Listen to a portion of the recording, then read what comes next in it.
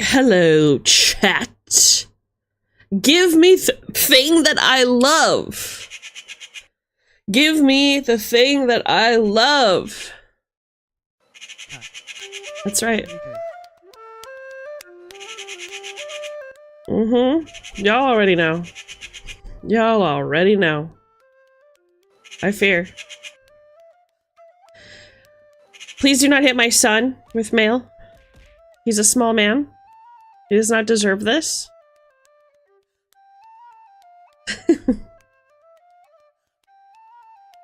He's doing a great job, isn't he? Can we get a round of applause for that small nut?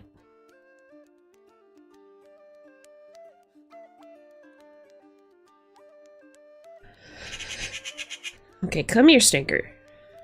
Before you get hit by more frog and mail for real.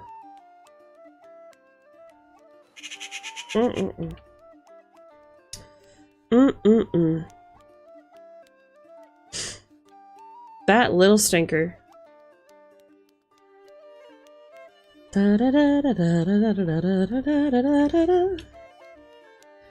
Right. Well, as you're probably aware. Today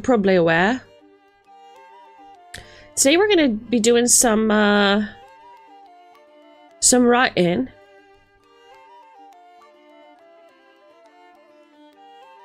We're gonna be doing some character creation. Nothing brings me genuinely more joy than looking at old D&D books. So that's what we're gonna be doing. Let's go outside reception here. Let's go outside reception, innit? Hello there. Hello there. It's me again, I fear. Alright. Hit me with it. Thank you. Oh, thank you for checking your mail. Oh, thank you for checking your mail. 17 red letters. Goodness. That's quite a lot. May I share some good news? I would love for you to share some news, my love. Tell me. What's the news? What's the news, my love? Thank you for the head pats. You think I'm a cutie? I think you're a cutie. What a coincidence. Put this hat back on. There we go. Talk to me, Goose. What's your good news, babes? May Swamus' lovely wife just got her VGen set up and she's getting sales. Yo, I knew she got her VGen set up because I was on your stream last night. And I did not know she was getting sales. Fuck yeah, good job, May. You deserve it. We want to get her verified, but we're getting there. Yeah, I mean, as soon as she gets a bunch of commissions, she should be just automatically verified, I think. So that's good. Good for you, May. Congratulations to Swamos' beautiful, wonderful wife, who also enjoys yaoi. Thank you very much. Only a few slots on quite a few stuff. Holy. She deserves it. I'm so happy. It's about frickin' time, to be honest. I wonder why she took so long to get on there. Or like try to get into VGen. I see Tommy is in chat, not to call you out. It's been so long, my friend. How are you? I was thinking about you today. How are you doing, Shock Lizard and Ow, fuck! Thank you for checking your mail. Hi, Clover. Ow! Thank you for checking your mail.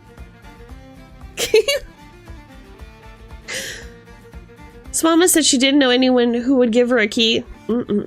See, that's the power of asking, isn't it? She'll know for next time. I want a magpie on my hand. Ooh, chatty one today. I fear. So I asked our 3D model papa and he had a few to spare. Oh, that's wonderful. That's wonderful. I'm so glad that she got verified. All she had to do is ask. We really want May to succeed. So if anyone needs our help, our papa Doc J says he's willing to help. Fuck yeah! Doc J for the rescue. To the win. We do love that man. So freaking true. You guys, I have never actually cracked open the official AD&D book before, so this is going to be interesting, I think. I have the Bard AD&D book. I'm really excited to look through it again, but like the AD&D, like the original run of the game, oh, I've never seen it before, and you guys know how much I love books, so I'm like really excited about today. Even ow, I forgot it. Thanks for checking your mail. Even if today's kind of a boring stream, that's all right with me. New book smell, that's what I'm thinking. That's what I'm thinking. I do fear. I also have a meeting with all my mods today for the first ever all mods meeting, and literally all the himbos are nervous. Nobody's getting fired. Chill. Yeah, it's a mod meeting. No, it's a good meeting. It's a good meeting. Like, we need to... Everyone's getting... No one's getting fired. It's just to, like... Because we never really, like, got together. Argus suggested that we get together and kind of, like, get everybody caught up to speed. It's also been so long since I've talked to Argus one-on-one. So I think it's just, like, an opportunity for all of us to kind of meet up and be social and all that stuff. It's like all my mods have unofficially met or like chatted, but like it's just a good opportunity for us to all get together. We still have a ton of events to talk about. SummerSlam was a huge success. Thank you guys so much for your patience. Holy shit. Everybody who saw the SummerSlam was like, I can't fucking believe it, man. It was so good. It was so good. So thank you for everybody who participated. I really appreciate it. I don't know what my voice is doing today. Oh well. It was so good, dude. It was so freaking good. No one, I'm telling you, I knew that chicken was gonna take it. I was like, this fucking Minecraft chicken is for real gonna sweep. The pizza is still attacking your voice. Oh god. I do not know what happened. It can only be explained in one way, and that's by Martin fucking Lewis. Speaking of Martin fucking Lewis, I feel like I've been kind of falling behind on some of my goals recently. I don't know if you guys are watching the Guildy's Goals channel in Discord, but I've been thinking about like, man, I used to work out at least once a week, you know, during the spring, and like, oh god, I've just been so busy. I haven't had the energy to do it, and I feel really guilty, and I really want to get back to it. I don't know, what do you guys do to kind of like jumpstart your energy when you're trying to get back into your hobbies or like your schedule? Also, how's my audio today? I was messing with it the other day, and I noticed it kind of sounded like I was on fucking speakerphone, so I hope the audio's all right today. I really do. It sounds good? Okay, well, that's good. If I sound echoey, somebody needs to fucking tell me, because I would be so mad. Thank you for checking your mail, Subi. Thank you for checking your mail. I'm seriously all gravelly today. I don't know what the deal is with my voice. It just started. And again, I haven't really been talking to anyone today, so I guess maybe I haven't noticed. Ah, shit! I was supposed to send Manti a voice note today. Frog, I forgot. Manti, I'm sorry about that. Smile. Yeah, I saw your message in there. I don't know if my advice is a good one, but I basically had to only focus on one thing and put like 80% of my energy into focusing it. It's tough. I think after today, things will probably get back to more normal. I'm gonna try doing more daily uploads. Get more fans in here, get more Brave Stones recruited. You know how it is, Bibes. Yeah. Shubi! Shubi, my love. Shubi is the greatest man that I have ever known. Sounding more excited for Wozy. So much H, my head.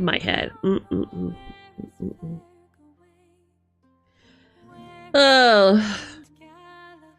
Yeah, I hope that after today's meeting and everything, things will kind of go back to normal. I just think that maybe it's going to be a good idea to just slowly jump in, you know, get back to it. As soon as stream is done, I have my mod meeting. Then after that, I'll probably pump out some shitty little short, and then we'll try to do some walking or something. I don't know. I just really got to get on it. Daily uploads are like non-negotiable, but so is my health. Too much to fucking do. For me, I can usually see which goal I can easily accomplish and try to work on that as I'm hanging out on a call with a friend. Yeah, see, I don't do co-working very well. I do not do co-work. I usually completely ignore the other person, and that person will be chatting me up, and I'll be like, sorry, what? And then it'll interrupt my flow. So when I'm working, I really like to and prefer to work alone. Sorry for my spotty chatting up to my knees in payroll. Oh no, it's Monday, isn't it? You know what that means. I love you too, Wozy. Please be safe. Also, did you guys see Chicken Nuggets update on stream yesterday? He's looking so good, you guys. He's looking amazing. I'm so happy. It had me sick with worry for a little bit. I was really scared that he was not really gonna, like, improve well, or he was gonna be sick for a while after a surgery, because you just never really know, right? But he's looking so great. He's looking so great, you guys. He's got so much energy. No wheezing or panting after play. Good boy, Chicken Nuggy. Good boy, we're rooting for you, baby. I'm so glad you did that. I didn't know you chopped his balls off, though. Whoa. I didn't know it was a double. I didn't know you hit him with the double whammy. I didn't know. Oh, no. Not the double whammy. Front and back. Oh, lordy. Hey, Vane, what's going on, dude? Long time no see. He didn't see it coming. No, I don't think any of us did. I think we really lifted up the nasal surgery, and then we kind of snuck up from behind in a way. Oh my gosh, speaking of which, did you guys I don't know why this is speaking of which. Anyway, I don't know if any of you guys went to Jackie's 3D model debut the other day, but I popped in just to say hi and show support. And oh my gosh, the tracking that Jackie has on her facial rig is insane.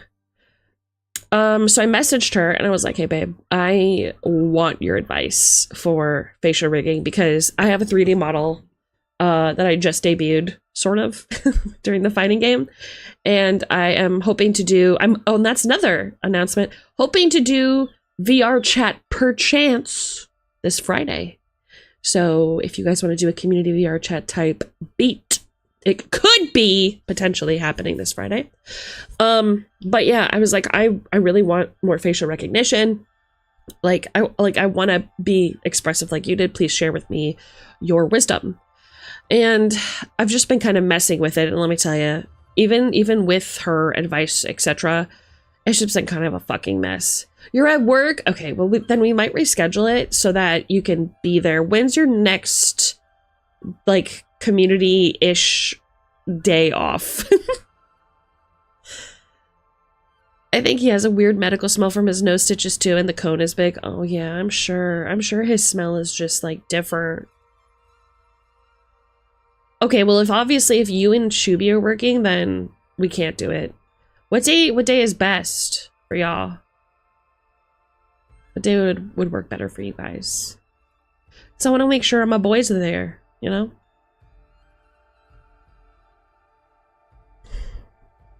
I'm working Community Friday for a month, but I'm free Saturday, I think. Okay, let me think. Shub, how are you looking on Saturday? I'm so thoughtful. All of us twins are so thoughtful. We care about our people, man. I can't do a VR night without my damn Shubi. Gotta see Shubi. I got to. It's very important. We could try to show up on a Saturday. Okay. So Saturday might be good. My twins are the best too. Both of my twins, we love so much and they're really the best. So good for real. We don't have VR chat, but we'll try to be there. Just do desktop. I'm hoping that we can just play some multiplayer games. And honestly, even if you're not there for very long, if you just want to show up, pop in, say hi to everybody, and then peace out, that's totally fine too. Yeah, it's free. It's free. Mm-hmm.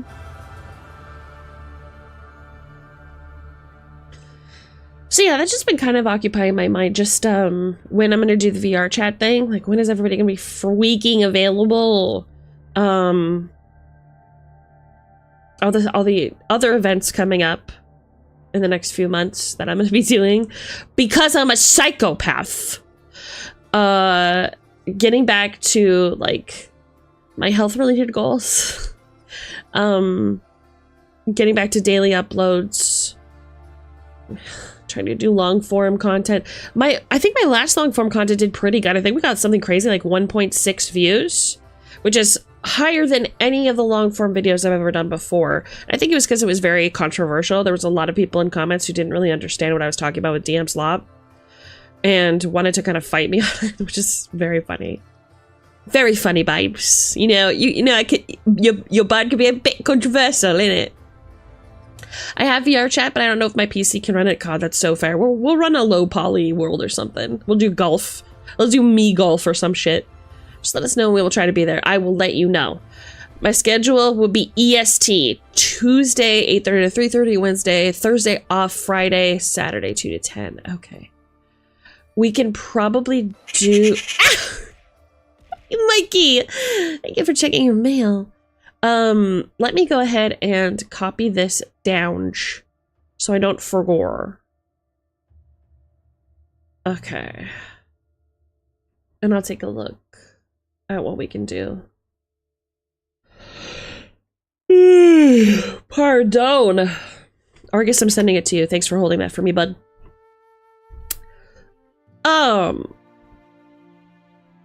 I'm happy to see you, Mikey. I'm doing okay. I don't know. I just feel kind of gravelly. I think it's from all the screaming this week because the Summer Slam really got me frogged up. Oh, and then I had a beer 2 nights ago, and I'm not even kidding you. That cider got me so fucked up from the flow up. One fucking cider. Your guild marm is literally the worst lightweight you ever met. I fear. I do fear. And then tonight we were supposed to have stew, like leftover stew, because I made some last night, and it came out delicious as always, I fear. And we usually have it for like 2 nights because it's a lot, but we kind of pigged out on it, and there's not a lot left. So poor Sparrow's trying to figure it out what we're gonna do tonight for dinner. Oh, poor guy. Can we get a round of applause for Sparrow for holding the household together? You guys may not see him a whole lot. He might not be the most social of the mods, but he's the one who's holding it down here at the house. Really, really appreciate him. Hi, Isa! Thank you so much. Yes, let's cack this man to death. Please. Very appreciated. Me and Sparrow are so similar. Very quiet, you know? He gets very nervous. Hi, Jesse! Yeah, everybody cack this man.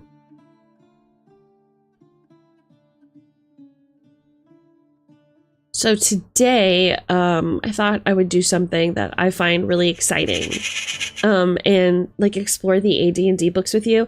And then this Thursday, I'm going to start building my case for Lolth. All of my belief systems regarding Lolth and the Drow are based on very old academic pieces of research that I did. So basically what that means is I like figured all this stuff out about Lolth ages ago, and I kind of want to go back and look through the details. I want to find the origins. I want to get a complete painting of this character. Yeah, the Lolth talk. It's going to be big.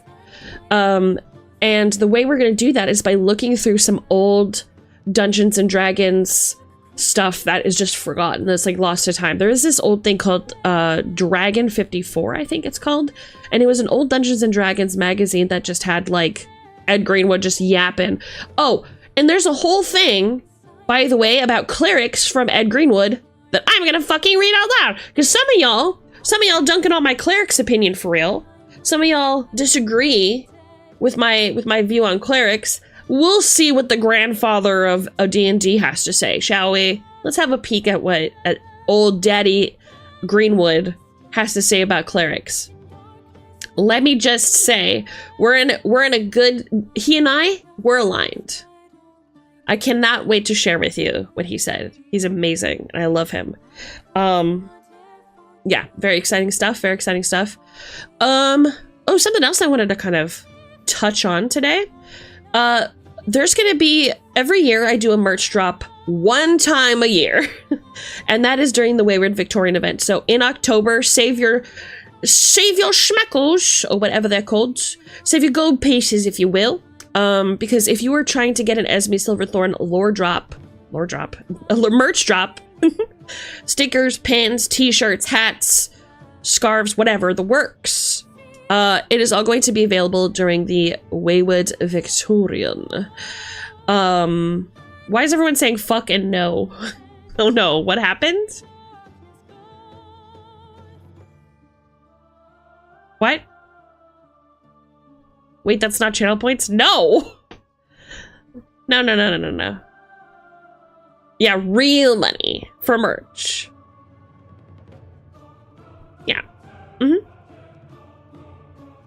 No. I'm gonna let you guys build up channel points before we do anything crazy. I have more real money than I have merch. Well, allow me to relieve you of that burden. Allow me to relieve you of that burden, my friend. But yeah, just be ready. The Wayward Victorian is my community celebration event. It's not like a donathon or anything, but it's just there to entertain you, just like the SummerSlam. So donations and stuff, that's not something we're doing. But if you did want merch from all of this year's events, the SummerSlam, just all the memes and stuff, it's all going to be available during the Wayward Victorian. So yeah, bro, I'm loaded after the slam. Yeah, you took bets against your friends, which made you a fucking millionaire. How many points do you have right now, Shub? That SummerSlam sure was something. I wish I had some popcorn during. You and me both. Oh man, the way I was screaming, and I felt like me and Mandy had really good charisma. Like, we would bounce off each other really well, even though he was kind of nervous. He did really good for his first stream. Blood money! Yeah, that's true. It's so true, isn't it?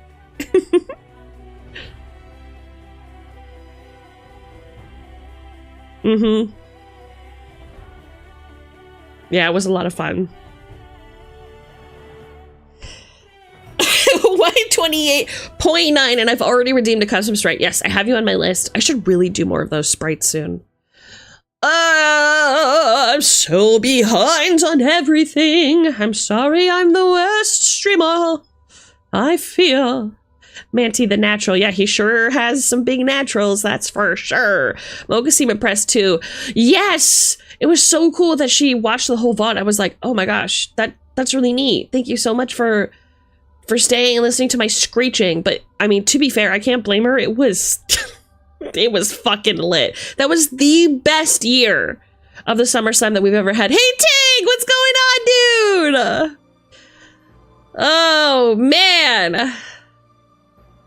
Me and Jazz have a wait list of 60 plus. Oh my gosh, that's insane. Wait, I think I'm on the wait list. Okay, so I don't feel too bad. Oh man, that's awful. Don't cry. Keep it together. Keep it together. It'll be done when it's done. But yeah, man, every year that I do these events, every year seems to get better and better.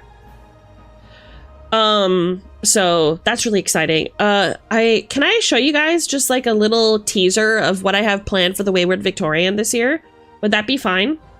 Just like some ideas. Have been kind of swimming around in my little bunny noggin. If that's fine. And I blame Jiffy for this, honestly. I blame Jiffy almost entirely for this, for what you're about to see. We still have our key. Yes. So something maybe newcomers don't know is the person who like buys the most merch during the Wayward Victorian event, they get the key to the asylum. And what does the key to the asylum do? Well, you get a custom thank you image created by me, including it has this like picture of the key, the actual key to the asylum. Yeah. And in addition to that, you get to decide the theme of the next Wayward Victorian. Because Jazzy and Rosie love Japan and have chosen the topic of eyes, I have kind of started ruminating, yeah, about how I want it to feel Jazz and Rosie influenced while also staying to the theme of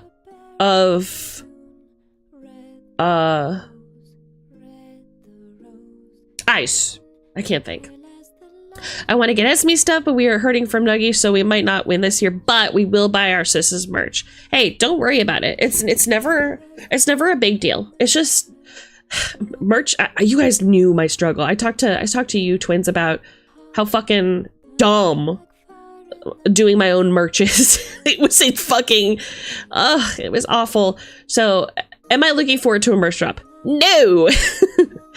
But it's something. I love and absolutely despise doing merch because since I'm working alone, like the rules around acting as an entity, like a single person entity, and selling merch is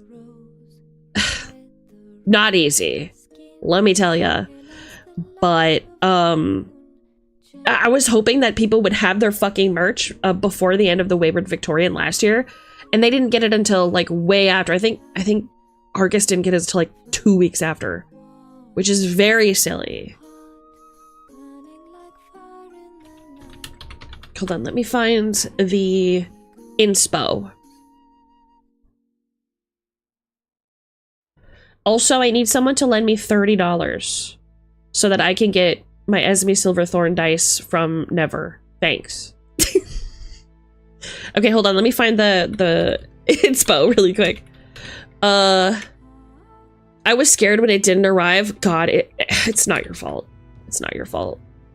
Okay, are you ready for the update? Watch this. I'm gonna show you the Wayward Victorian preview. I blame Jiffy for this, but it's perfect. It is perfect. It is exactly what I was looking for inspiration. I can't wait to become an insane person. I'll explain more about my process after the video, but for now, I'm just gonna give you a little taste. Okay. Let me move chat really quick. And then I'm going to move myself. Here we go. I'm gonna move over here so you guys can see. Actually, let's put it over there, because then I can watch it with you guys. Right. Let me put this hoe up. I am dirt skinned this month. Hey, don't worry about it. Don't worry about it. Oh my gosh, there's something else I want to talk about too. I'll talk about it later. I can't. My brain is. Right. Let me just put this hoe on pause. Okay. Are you guys ready? Are you ready?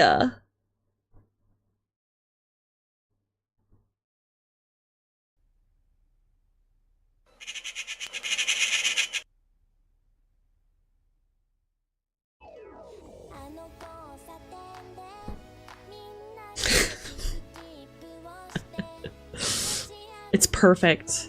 It's perfection. Let's turn this bitch up. What? What's the volume?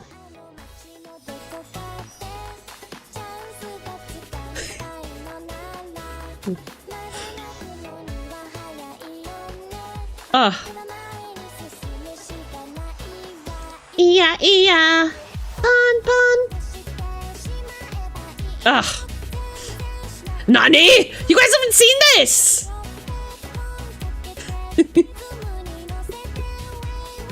Way. This is the shit that you find on a random hard drive in Delta Green. That's right. God, she's so cute. This was 15 years ago, by the way. Ba -ba -ba -ba. This is just J-pop. Exactly.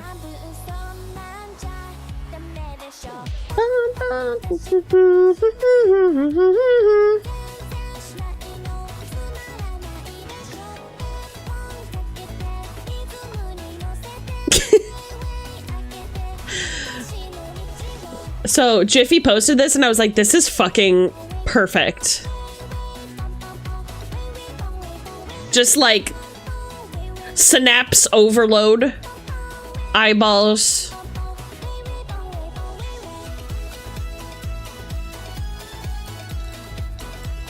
You might like her song about mascara more for eye stuff. Ooh. Poggers. So you're singing this for the songs in Wayward? I'm afraid no. I will not be. Well. You know what? I'll think about it. Yay! Spitting up eyes! Yay! That makes so much sense.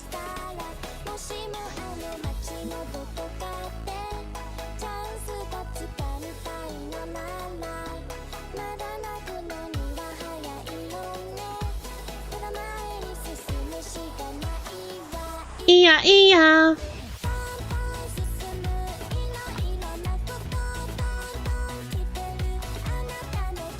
My mods are that guy. All my mods will be dressed like that, I fear. Ito.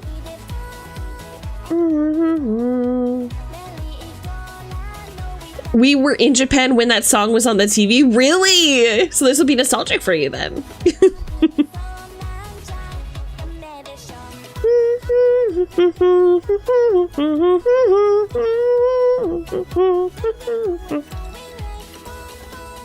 Whoa! Not the magical girl sword. Poggers!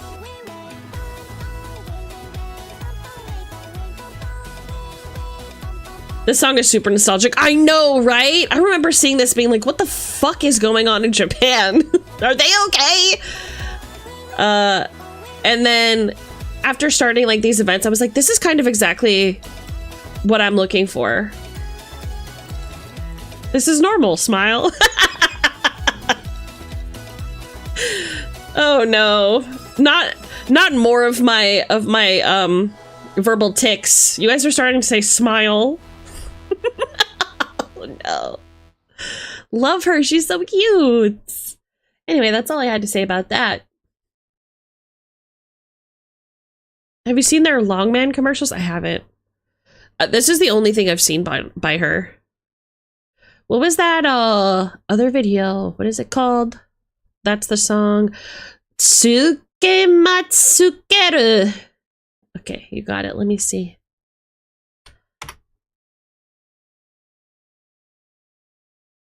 What's this?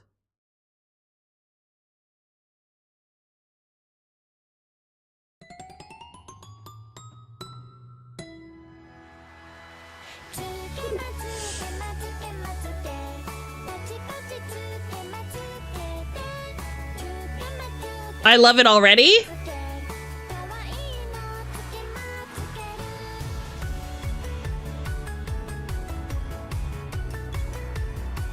One of my mods already looks like that, so it's perfect.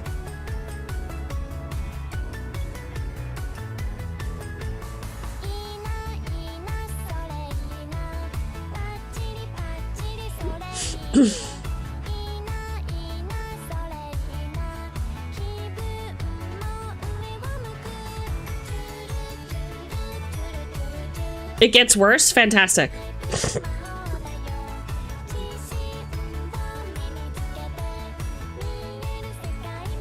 Smile! Smile!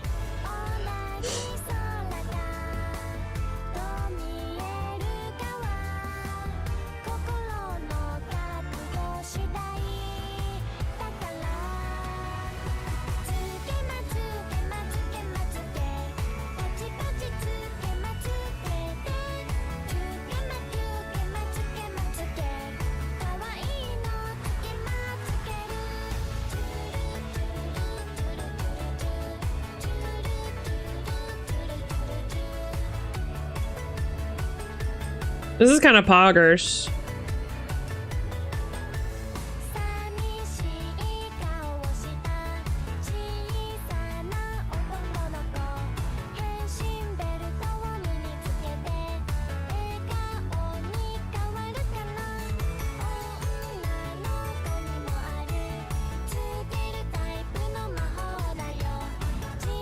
So that's Manti and Argus. I guess Sparrow is the chair, maybe? I don't know. The rug?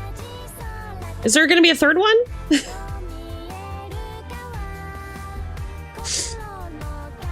Man, I did not think I'd hear this today. Whoa! That's a jazzy bow right there. Sparrow is a staff! So true.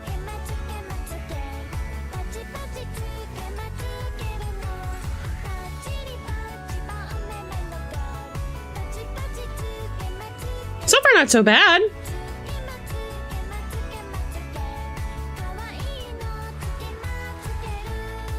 The thumbs up, it gets me, like.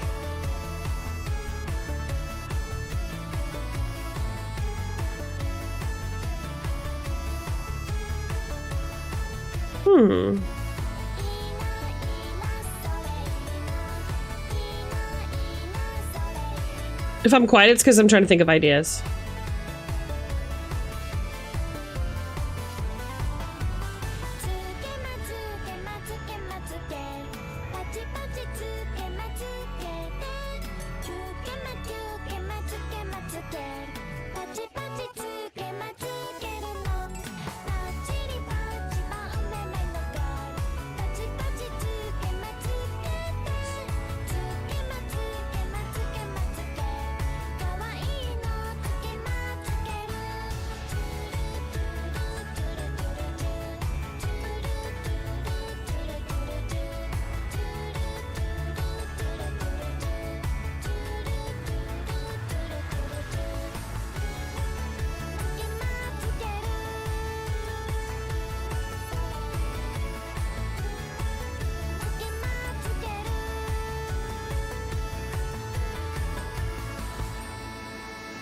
Wasn't so bad.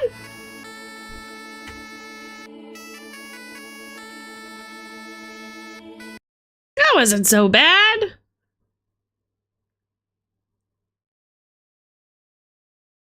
Silver! Thank you for the streak. Was that bagpipes at the end? Yeah, I mean, you gotta have Scottish pride, you know? I don't know. I don't know, man. Y'all, I want to talk about something. So obviously that's gonna be my inspo. What's this? Oh, okay. I'll just delete this. Obviously that's gonna be my inspo. What's this? Okay, got it. For the Wayward Victorian this year, because it gives very Japanese vibes, and I just love the idea of like omega cuteness and fucking over sensation, and then just moments of like deep silence and fear and darkness and eyes. You know what I mean? My 4th grade teacher in Japan had the biggest crush on her. His students bullied him so hard. Oh no. The overstimulation. Yeah. Just being like kind of in a weird way feeling safe in the chaos and like overstimulation. And then when those things are removed, the barrenness, the nothingness, and the feeling of being watched underneath that. Like, that's the kind of vibe I'm going for. So I'm going to do my best to pull that off. We'll see how it goes. Sparrow's also going to be helping me with the escape room, which I'm so appreciative of. He has an amazing and beautiful mind when it comes to tactics and puzzles. So hopefully this year will be a lot smoother and a lot like more smooth than last year was, because last year was my first year doing the escape room, and it didn't go perfect. I definitely would have improved a few things, but you know, I learned, and I'm so excited for this year. It's gonna be awesome. It's gonna be awesome. So, something else I want to kind of yap about today in a weird way. I saw a post on Twitter, and you're not going to believe this. It pissed me off. And I want to talk about it. So, I found there was a post from a notable VTuber that everybody's heard of. I have no doubt that everybody's heard of it. Heard of them. So, I saw a post where this person who has accomplished a lot was like complaining that they weren't bigger, and it really fucking made me mad. Like,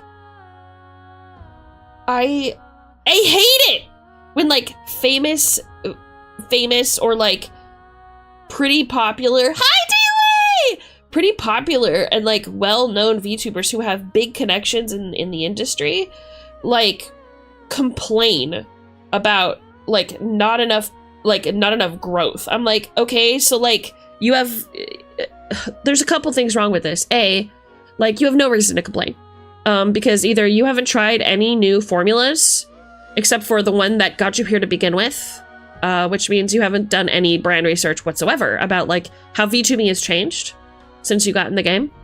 And B, you have literally so many more resources and so much that you could do to improve it. And C, hello, have a little bit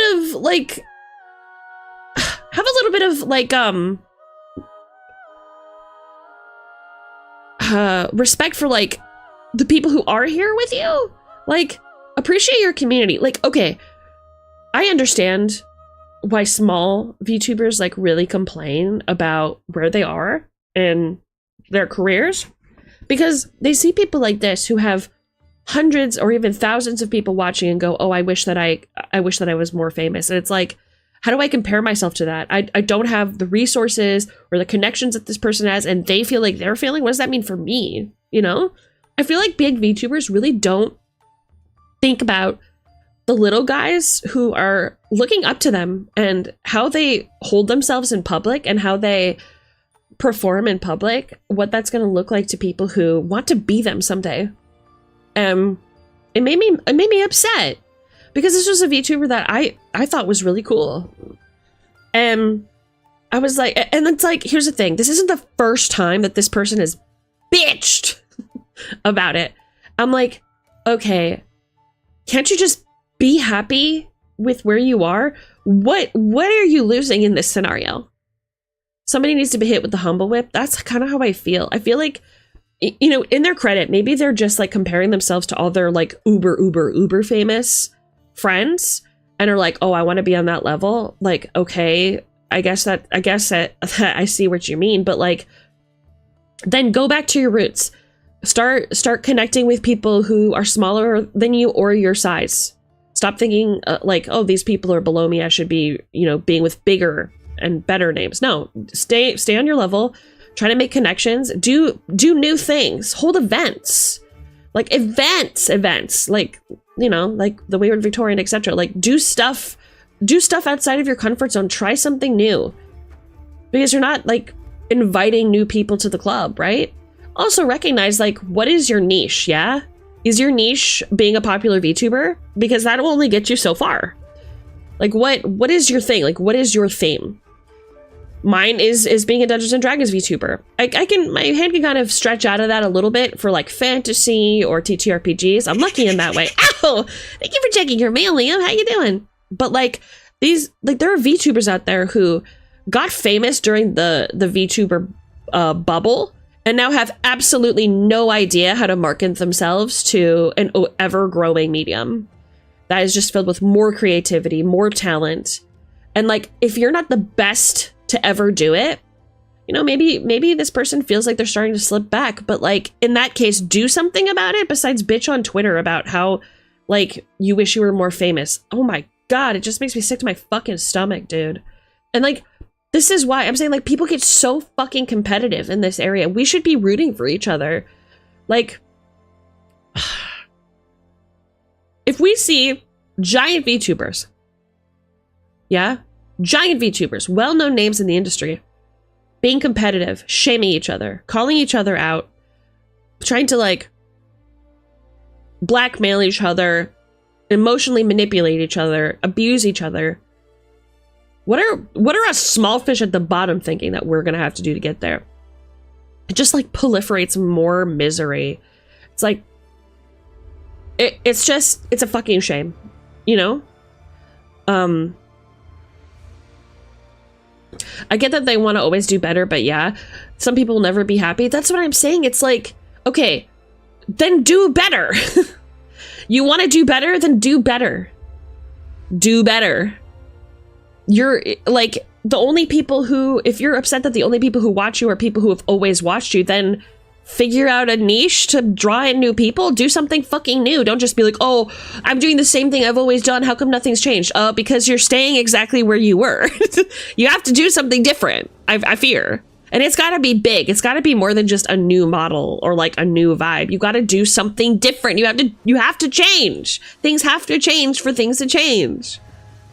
Bro, I'm just so fucking sick of all the bemoaning and bitching about not being enough. Like, speaking from a very small VTuber perspective, yeah? Somebody who I have to do all of my own editing. I don't have like any connections in the industry. I like everybody I've met, I've been kind of like riding the coattails of giants here, like the twins just carrying me pretty much through the Rosie dropped 30 gold in the guild till. Thank you, Rosie! Thank you, Rosie! Yeah, I'm gonna get my dice! Thank you so much. I really appreciate it. Thank you. But like me, I have to do all my own edits. I have nowhere near, the influence or the talents of some of these greater VTubers, and I see them complaining that they only have 600 to 900 people watching them on average. Bro, cry me a fucking river. Grow the fuck up. Grow a fucking pair. This is ridiculous. You look ridiculous. Like, you can hire a manager, you can hire editors, you literally have so many resources at your disposal. And the fact that you are just like kind of trying to put it on your audience to comfort you about something that you should be genuinely so grateful for just makes me fucking sick. Right? And I get it, like airing out your feelings, the way that you feel defeated, the way that you feel, taken advantage of or abused. It's hard not to do that, like for your public, because you want support, you want to be comforted or whatever. I feel like once you get to a certain size, that shit has to stop. Get a fucking publicist to teach you how to market yourself better in public, because once you reach a certain height, the way that you perform in public is going to completely alter your entire brand, and it's going to ultimately make it suffer. Because that's exactly what it did for me. Somebody who influenced me, somebody who I really, really loved the work of, and I hoped to maybe meet someday in, some fucking far out universe, assuming that my career also takes off. It just disgusts me, because it makes me feel like if I meet this person, they're just going to see me as another stepladder for them to get more dudes, to make big number go up. And I'm like not fucking interested in that at all. You should be helping people with your amazing insights into the early aspects of this kind of lifestyle, this kind of creativity, but you're not. You're bemoaning it and begrudging it and crying and complaining. Grow a little. Do something new, okay? And I don't have any skin in the game in your career. I have no idea where you came from or what you've gone through. But you are definitely not going to make me care with this kind of attitude. You know what I mean? And also, like, once you get to a certain size, it's like, you have friends and family that you could actually talk to about this, right? You should have a manager you can talk to about this, right? People that you can fucking have to fix your problem. Yeah? Why are you doing it on social media? That's kind of how I feel about it. When you're tiny and you don't know where to go and you don't know what to do and you don't have a significant fan base or anyone who is like helping you up, like reaching down to like pull you up, yeah? It, like, I understand reaching out on like big social media to like try and find anybody. Like, I don't know, maybe Cotton will comment on this and be like, hey, keep your chin up, babe, you're doing great. Right? Some far off universe where somebody somebody out there will care and reach down and help you, yeah? But it's these fucking big VTubers who just sound so incredibly ungrateful and just, like, unkind in this kind of, like, representation of themselves. It just makes me go, like, oh my god, nothing matters to you anymore. Like, this isn't like a creative outlet for you anymore. This is a way for you to make money and influence people. And like, fuck you for that, to be honest. Fuck you for that. God, it just makes me so fucking feral. There is someone that I kind of respect, but I can't watch their stuff because they do the same thing every week and it's mostly react stuff, which I find so lazy.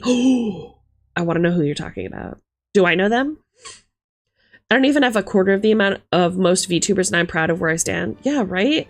Like, I'm coming from a very vulnerable place, folks, because genuinely I've been this person where I've been on social media and been like, I give up. I'm like ready to throw in the towel or whatever. But I'm a tiny baby. I'm a tiny baby and I've never been grandfathered in. I don't have a mentor. I don't have a manager. I'm doing this all myself. And so me reaching out to the universe being like, somebody fucking help me. I don't want to give up. I'm scared. Is me looking for help. It's a cry for help. Okay? That's the big fucking difference. Yeah? So consider me hypocritical if you want to, but fuck you. I'm passionate about the shit I do. I'm always trying new stuff. And I know where I stand. You know what I'm saying? Like, I've really tried to beat myself out of the concept of like numbers should go up for the most part. Now, here's the difference also. If I've been at like 10 consecutive viewers for 2.5, 3 years, and I'm busting my ass coming up with the best events I can, I've made good friends in the community, then yeah, of course I'm going to feel stuck. Of course I'm going to feel like I need help. But again, the difference is I have nobody helping me. I'm a one-woman show. And guess what, folks? I still managed to get out of it. Usually alone. Like, and I will also confide in those who've done it better. Like Jazz and Rosie, I've hit them up so many times being like, how do you guys fucking do it? Like, how do you pump out all this content? How do you like make connections? I'm just so tired all the time. And they've helped me, right? So why can't these bigger VTubers get a fucking grip? I'm just getting so disillusioned with like the glamour that they've put up for this long. It's just gone on my fucking nerves. Ugh. We're supposed to lift each other up and inspire and be inspired by those around us. Exactly. There are folks saying that they are looking for collab partners, new people to play with, and I think to myself, nah, I'm not interested. Yeah, so that's, you know, and like, here's the fucked up part. You know that that's always just like a grab for attention. Like, there have been people who will post that every 3 months. Like, I'm thinking of opening up a Discord so VTubers can connect. Would anyone be interested? And it's just like 10,000 people saying me, I would be interested in this, and it never happens. Yeah, it's just like, oh my god, can you guys be more giving to the people who have suffered? Like, if you're actually gonna do it, then do it, right? But if you're all talk and you're like, LOL, everybody does it, it's for like people to click my post and interact with it, like interaction bait. Fuck you, honestly. It would look like clout chasing or number game stuff. Exactly. I just want to focus on my friends instead of making new ones constantly. Yeah, like it's a toughie. Hey, we are not giants. Yeah, I disagree. Sorry that took so long. PayPal hates, but you don't need to apologize. I really appreciate it. I wasn't expecting it. You know me. I just like to beg and see if it works. see if it works, and then I go, yay! Thank you so much. So I'm very grateful. I'm so grateful. Thank you so much.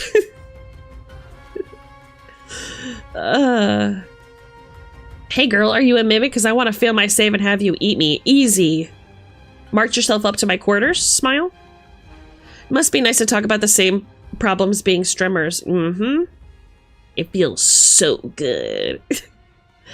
Yeah, they complain because the sponsors are drying up. Okay, like, so do something creative so people have more eyes on you. Get a manager that can reach out to people on your behalf. Like, you have a billion fucking resources, man. Hello? like, and here's the thing. This person is not my Oshi, but they're pretty close friends with one of my Oshis. And to hear them be like, oh, it's not good enough. Oh, my 900 viewers, how come I'm not, in the upper echelons? How come I'm not more famous? Blah, blah, blah. And me knowing that one of my Oshis would absolutely have given them advice, maybe even many times by now, is... it makes me mad. Just makes me a little mad. Shoot me with the nat 20. I didn't even see that because I was busy yapping. Sorry about that. I feel like that should be something you vent to close friends about, not air out to everyone. Yeah, completely agree. Completely agree. My goal is to continue to try to make better content once I'm more financially stable. My advice to you never is don't wait. You should be posting every single day. And you should be looking at people who do your same kind of content. Do brand research is my biggest advice. You should be posting every single day. And if you just do TikTok, post multiple times per day. Yeah, look at people who do your exact same type of content, like creatively, if they're making dice or whatever, like you want your focus to be, whatever you want your niche to be. Find out what they're doing, what their hooks are. Write that shit down. And try and replicate it using your own special spice. Yoink and twist, you know what I mean? Like, go, okay, this worked really well for this creator. How can I make that special and link to me? How can I make it my thing, So... I hope that helps. Posting every day genuinely changed my life, so I recommend it from now on to anybody who's looking to improve their statistics. When people complain about stuff like that, it's a huge red flag and a turn off to me. Thank you. I'm glad you agree. As usual, me and my twins are just like so aligned or whatever. It's been so weird getting a brand or getting too big that you can't be yourself anymore. Yeah, right? Like, maybe that's why, to me, my Esme Silverthorne brand is so important, because I feel like this is just me. This is just me. I really am not too different. I would say, if anything, I'm gonna turn the music down just a touch. I would say, if anything, oh, that's too much. I'm maybe a little bit like more reserved or quieter or like to myself when I'm not being Esme Silverthorne. But most of the time, like, what you see with me is what you get. I'm really not a new person. So like, yeah, it really must be weird to be attached to a brand that doesn't really represent you. It's fucking weird. If you want to vent, don't do it to your supporters. 100% agree. Sounds like they're fishing for praise or compliments. I mean, it could be. It's so corporate. Agree. You'll tell me! Okay, I'll wait for my DM later. Are we supposed to be creative? Damn, I don't know how to do that. Yes, you do. Shush. Summon the black vines of Thanaxis with your 1,500. No. And there's a big difference between please help me and wow, I want more views. 100%, Dealy. See? My wife gets it. Yeah, I'm saying, man, like, when I want more views just makes me fucking... It's like that Simpsons meme, that pathetic. That's how I look. I'm like, man, how can you be so out of touch? That's pathetic. Pathetic. I got here by doing all this stuff by myself. Wozy streams with me, but I do all the back end stuff myself. Exactly. Exactly. And you've come so fucking far. Like, it's crazy that I've known you since your debut, and now it's like everybody knows you. Everybody knows you. Like, I go into a stream and I'll talk about you guys. I'll be like, oh my gosh, there's these great streamers, the Velociraptor twins. They'll be like, oh, you know the Velociraptor twins? And I'm like, yes, of course. And everybody has such wonderful things to say about you. Now that is legendary. Now that is noteworthy. You guys should be very proud. You should be very proud of how hard you've worked. I'm lazy, not posting shorts daily or updating the VODs, but oops, that's okay. We're all learning, aren't we? Feels like you were reading my thoughts and feelings. I'm glad. It feels so lazy too, like you reach out to me, I can't be bothered to do the work with collabs. 100% agree. Not every VTuber can or should be like Iron Mouse. Yeah, because Iron Mouse is her own person and her brand works for her because she gets to be herself. And her supporters love that. So anybody trying to just be Iron Mouse, they're not going to be able to do it because the thing that they honor about Iron Mouse is how authentic she is. And what they're not realizing is by pretending to be Iron Mouse, they aren't being authentic and therefore they can't authentically connect with their audience. That's where I feel like a lot of creators fall off, is they try to be somebody they think that the people want instead of being true to themselves and realizing that the right people are absolutely always going to find them. And I know that's so like generic and so typical. Everybody's heard that, right? Be yourself and the right people will find you. And you're just thinking, I don't want to fucking wait that long. But like, it's true. It's so true. It's so true. I have made and lost friends being myself, but it's the way that it is. 15, nice, my friend. Good roll, good roll. I wonder what your mod is to that. Ow!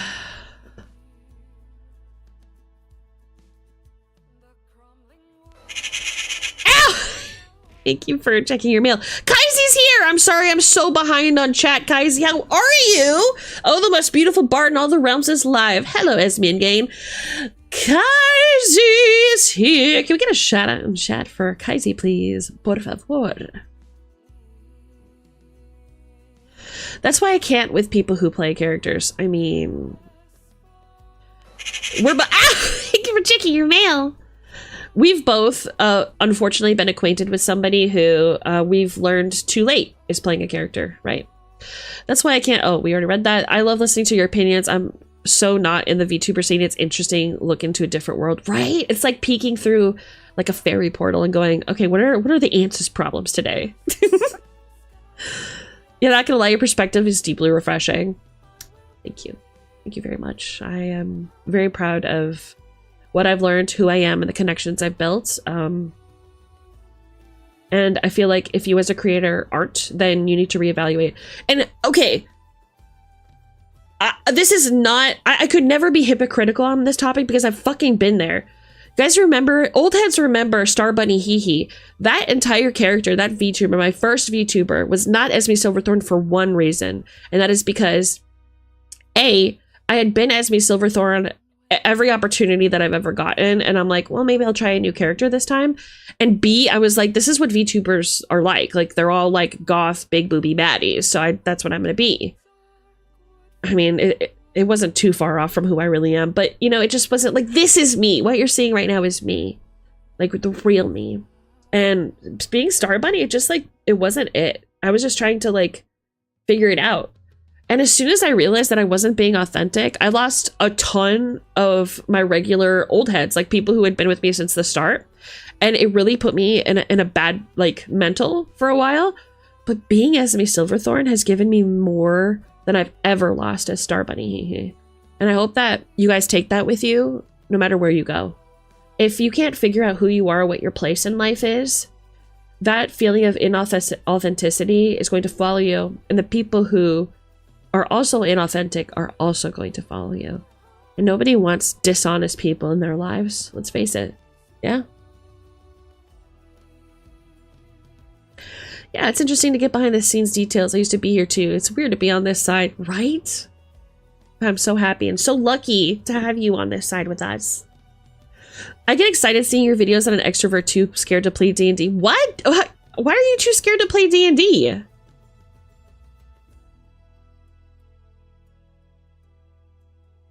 I'm sorry, I'm more of a lurker and don't chat much. Hey Tig, that's fine. I've never ever felt any sort of way about you being a lurker, and I hope nobody who is just a lurker doesn't feel like I've ever called them out about it. And if I have, I'm deeply sorry. It is not anything that I'm against. I really appreciate your presence here, and you're engaging with my content. That's literally all I could ask. I am proud with our reputation, that's for sure. You're damn right, and you damn well should be. Jazz and Rosie are both incredible. These raptor girlies are world famous. That's exactly right. That's exactly right. I like the idea of your Sona being you, but a little exaggerated. Exactly. Exactly. Like, am I always this? Ow! Injured? No, I fear. But you know, I think there's something about, I think Daly's making a good point. I think there's something about exaggeration with your personality that as a form of expression, as a form of play that is so fun and deeply refreshing. You know what's crazy? Speaking of being yourself, one of my best friends that I've known since childhood Straight up was like, oh, I didn't know that you liked books. Just tell me you don't pay attention to me or care about my interests at all. Like, you know, straight up. Isn't that psycho? Meanwhile, Sparrow's over here in every game that we've ever played together hoarding books for me because I'm like, no, I haven't read that one yet. Maybe you miscalculated. I don't know. Oh, I'd cry. Maybe if I get the courage one day. Kaisi, why are you afraid? Hold on, I'm scrolling down.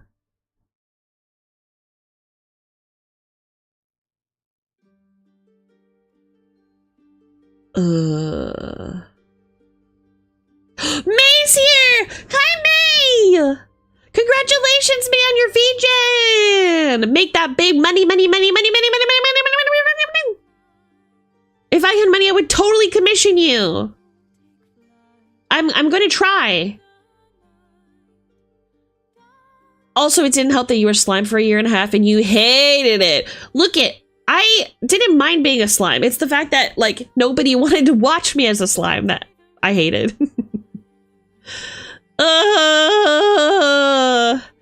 Every time someone was like, oh, but I like the slime, I'm gritting my teeth. Let me see her face. I fed Rear. I've tried 3 times. Once was a normal TTRPG called Urban Shadows in a person in online campaign and just freeze up for some reason. Oh my god, I'm so sorry, Kaisi. Do you think that there's like a source of that? Like what makes you feel like you're freezing up? Like, well, where did it come from? Who hurt you? It really helps if you play with a group of people you trust and know this.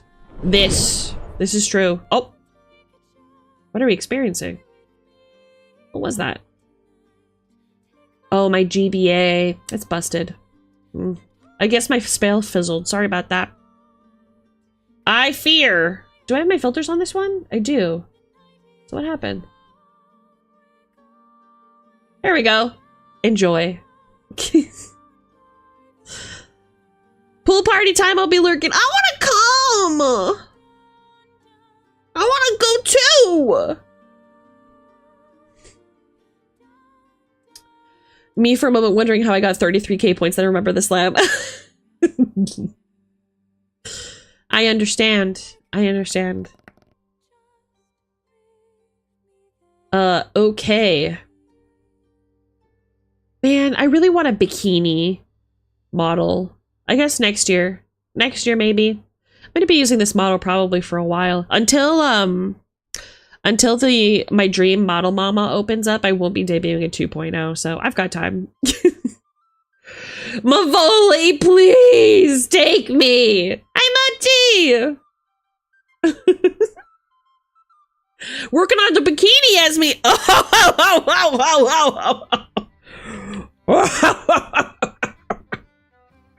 Yes. Gimme. Yeah, my dream model mama. It's Mavoli. It's the same artist who did Tiefling Melissa's 2.0. She's been my dream model mama since before I became a slime. It would be so perfect for Esme Silverthorn. It would just be so perfect. And she can make me look a little bit more mature, you know. She can give me some fat tatters. She can give me NSFW toggles, which I'm let's just say very curious about, Smile. But she's just so good. She's just so good. Yeah, I love her. Let me see if I can pull her up here. Mavoli. Let me show you her shit. Yeah, there are people who are rushing to get their 2.0s, you know? There are VTubers out there who are like, I just debuted, but like, how about a 2.0? Or like a rebrand? Not me, mama. I'm staying right here. For God knows how long, Smile. Oh my God. It's so beautiful. Okay. Look at this beautiful shit. Mavoli! She's not accepting comms, and when you do comm her for a model, it's around the 10K. And that makes sense based on the quality.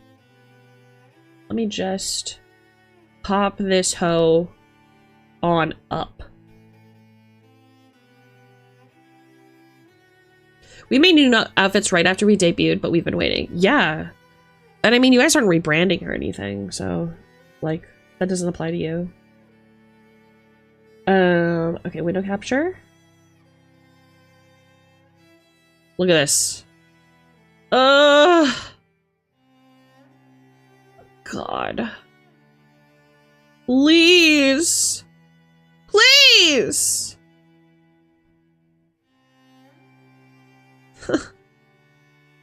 Oh my God, dude.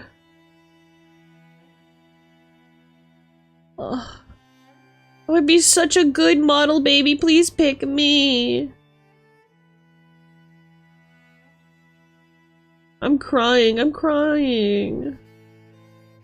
10K. But, like, the investment is worth it. Ugh. Ah! I just can't stop. I just can't stop looking. Okay, anyway. That's her. We'll get you there someday. I hope so. I hope so. She does a lot of, like, rigging comms, it seems like.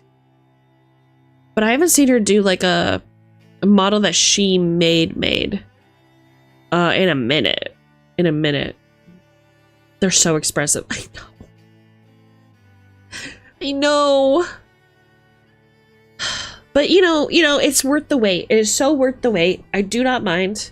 And, you know, I waited a long time for this model. It would be like very silly of me to be like, well, that's my time, you know.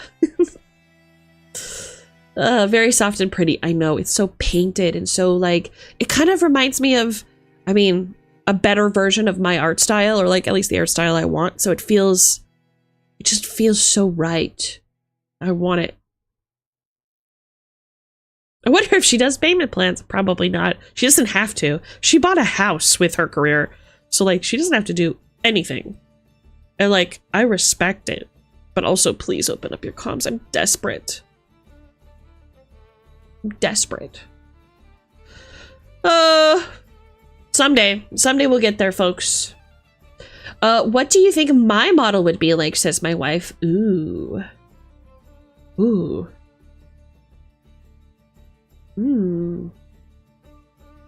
I definitely see, and maybe this is just personal opinion, more of a Western style take, instead of more like anime focused. Like a lot of like anime styles. Like even my model's it's pretty anime, I'd say.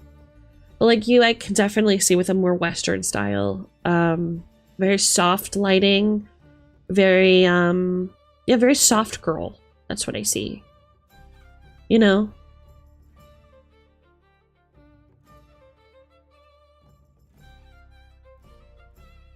Yeah, I'm thinking would be cool to do like a toggle where like Luna moths just kind of fly around you. That'd be poggers. Ooh, that'd be so poggers. If I have the money to get a Movoli model someday, I want to get a front and back because I want you guys to see tail. You know what I'm saying? I want you guys to see tail. I want to turn around and let you see my tail. Just because I have a cute tail and nobody really gets to see it because I'm always facing forward. She wants to show off tail. Are we surprised? Is this a shocking revelation, babes? Anyway. I think that's all I really had to say. I just really wanted to get, like, passionate and in your face about something that, really bothered me. Yeah. And now I want to crack open a cold one with y'all. If that's fine, Smile. If that's fine. Where...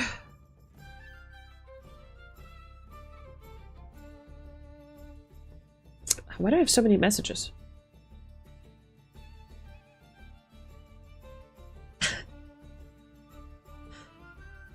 Oh, it's the twins. Okay. Oh. Okay, I saw your message. I'm so sorry. I'm so sorry. I know that person was a big, like, influence for you. It's all us. No, no, no. It's cool. It's cool. It's cool. It's cool. It's all good. I love it when you guys yap. I love it when you guys fill my DMs. I like to see a big fat 9+ next to my Discord icon. I'm like, yes, my girls are on some shit. I'm ready. Right. Let's move to the stage. I want to show you guys the book. So this is the first time I'm cracking it open. I'm so excited. I'm so freaking excited for real. We're gonna crack this bitch open together. Has anybody in chat ever read the AD&D book? It's gonna be so much fun. Oops. Poggers. Okay, I'm gonna get rid of my magpie. Okay. Move myself over a little bit. You haven't read it yet?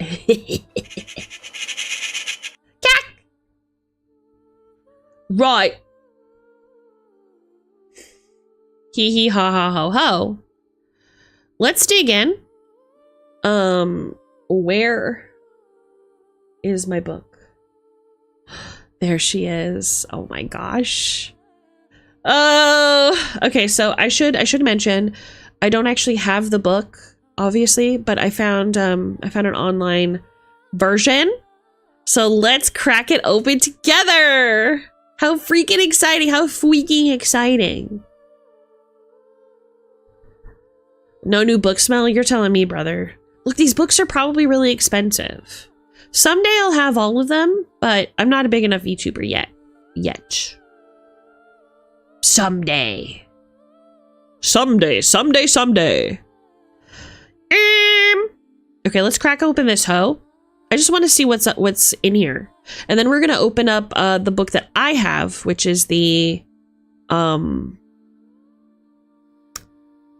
Bard's Guide to Advanced Dungeons and Dragons, so that you guys can kind of see what's up. Okay. Here she is! I know it's not very exciting to look at, but trust! This is a big deal back in the day. You feel me? Let me just zoom in a little. Oh, wow. Look at all this. It's been a long time getting here. I don't mean in months, perhaps even years. You may have waited for a revised, expanded, or improved edition of the AD&D game. I mean the long time it has taken me to reach this point. The writing of the forwards are written last so that you can summarize your feelings and experiences about the book you've written. It's not accurate to say this is a book I alone have written. First off, there are a lot of other names listed in the credits. They, especially the editors, contributed time and talents that I don't have. Improving the organization and readability was one of the reasons we started this project in the first place. These are tasks that can't be done without talented editors who play and care about the game. If you discover that it's easier to find rules during your gaming sessions and everything that seems to make more sense, thank the editors. Yeah, baby! So who wrote this? Cherry Hinton? Even with the editors, this is not our work alone. None of this would have ever come into being without interested and involved players. People who really decided what needed to be done for AD&D 2nd Edition game are the players who mailed in questions, everyone who wrote an article for Dragon Magazine, which we're going to be going over on Thursday, and everyone who buttonholed me, or other designers at convention. These were the people who decided that what needed to be done, what needed fixing, what was unclear, and what they just didn't like. I didn't sit in a vacuum and make these decisions. And as a designer and developer, I had to make the final choice, but those choices are based on your input. And your input, is the most valuable thing we have going. So how do I feel? Excited, exhausted, relieved, and nervous. All at once. It's a great bag of emotions. I'm excited to see this book come out. I've spent more time on this than I have on any other single work that I've done. That leads to exhaustion. The AD&D 2nd Edition game has demanded and received hours upon hours, or months of attention. Now that it is finally coming out, the feeling of relief is beginning to set in. There were times when the task looked impossible. when it seemed that it would never end, or when everything was going wrong. Only now, when it's final stages of publishing, I'm beginning to realize it's really done. Of course, there's the nervousness. The AD&D game is the granddaddy of all role-playing games. You made it perfectly clear that you liked the original edition of AD&D game, even with all its warts, and I liked, and still like it. So now with the arrival of AD&D 2nd edition, of course I'm nervous. Okay, so I guess this is the 2nd edition. This sounds a lot more than a 4-word. I love that. I'm pinning it. I'm pinning it. Smile.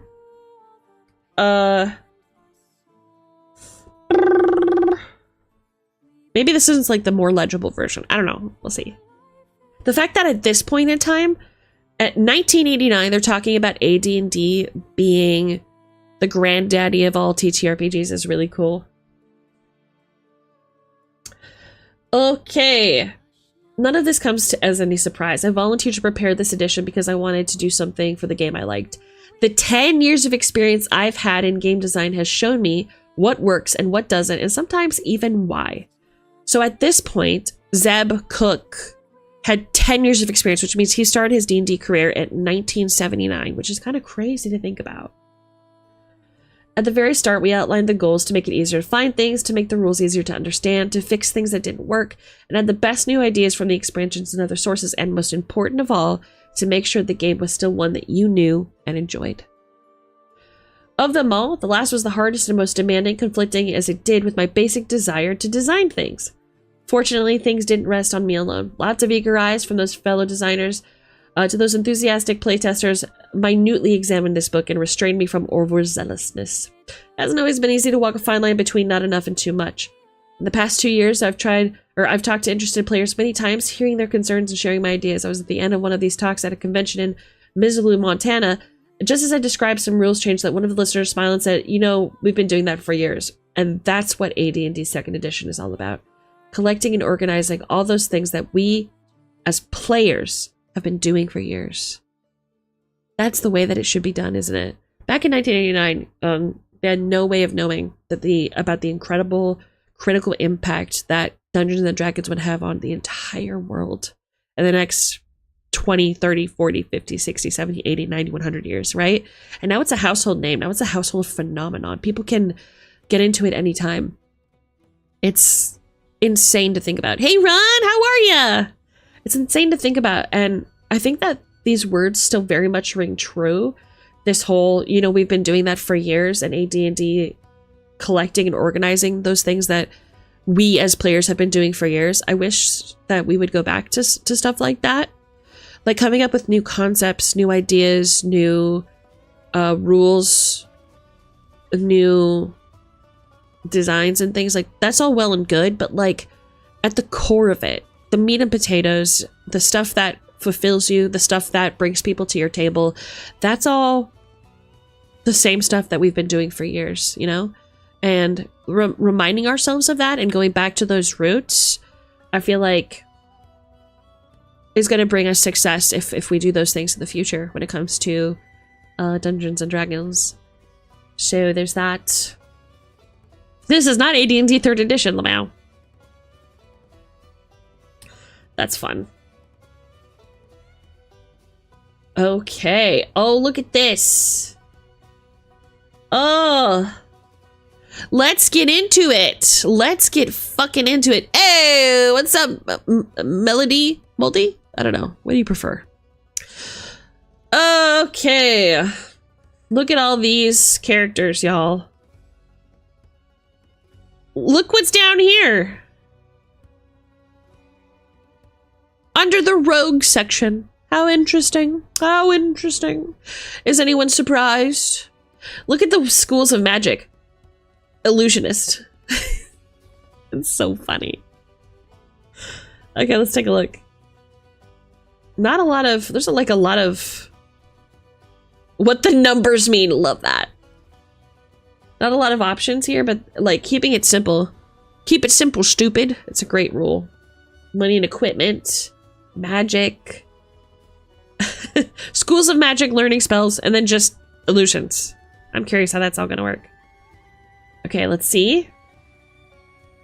Retreat, charging an opponent. Ooh, this is so exciting! Okay, skip. Okay, here we go. Okay. We advise you read the entire player's handbook, but the biggest changes are in these chapters: classes, combat experience. Okay, you got it.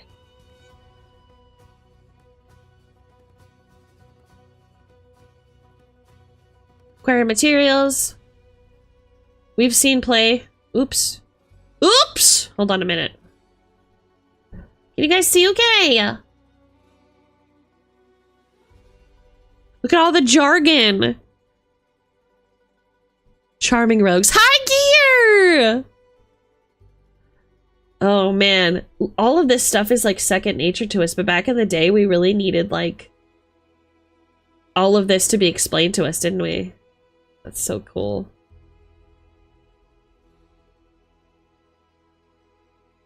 Okay. Let's create a goddamn character, chat. What say you? To create a character to play in the AD&D game, proceed in order through chapters 1 through 6, which is exactly what we will do. Encumbrance, never heard of her. Back in the day, we just needed 7 pages to tell us exactly what. That's what I'm saying. Let's make a cleric. I shan't. I'm making a bard. I have to make myself. Because I wanna see how Esme Silverthorn translates to AD&D. I've always wanted to do this, so this is gonna be fun. But you are welcome to follow along if you can, or save the VOD for later and make a character alongside me. I'm gonna be posting the character sheet, which is this is what I'm using, in chat. Feel free to utilize that. Mods, can we pin that, please? Okay. How do I edit this hoe? Hold on. Let me see if I can download it. I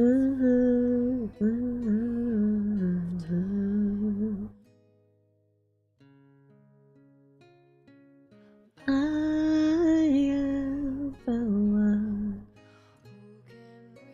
Okay. Was lost. I am the one who will live on. Okay, I'm gonna try editing it in Clip Studio.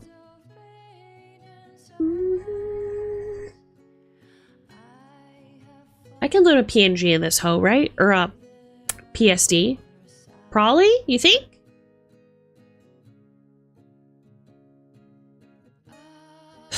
I was wrong. You can't. Who will recount what will have lost? Okay, how do I...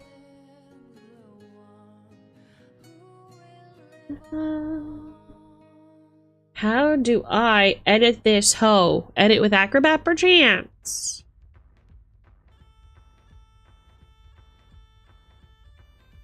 No, I don't want to subscribe. Okay, here we go. Okay. Let's for real make a goddamn character. On God.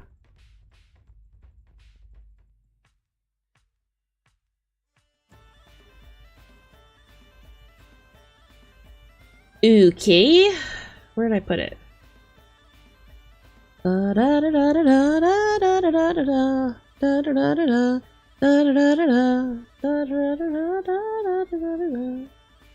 on a sec. Bear with me. I appreciate your patience. I'm just gonna pop these hoes up ends, so I have less to fucking look at. Okay, what else? You don't need to be here. Okay, perfect. Just gonna get rid of this.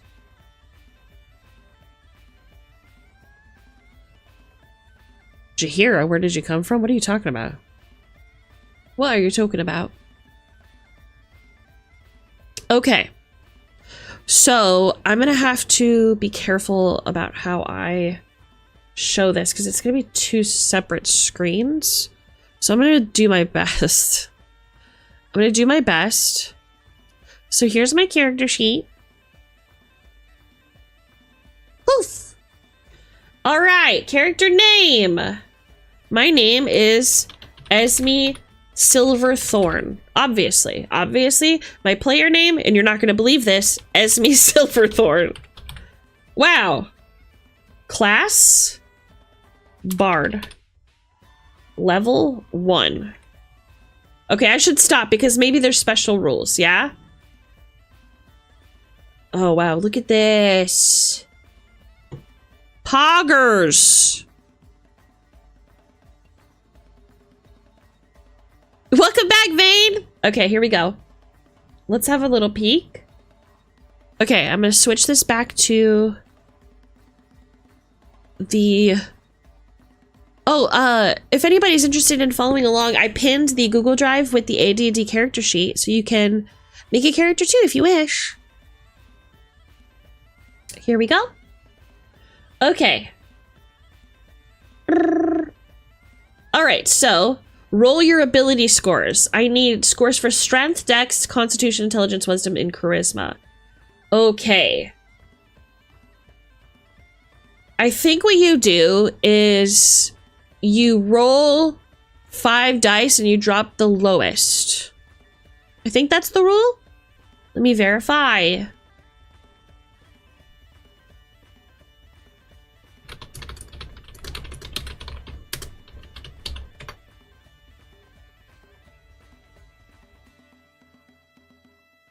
Did you touch your microphone? It's peaking? No, I didn't touch it. Okay. Oh, it's roll 3 6-sided die? Uh-oh.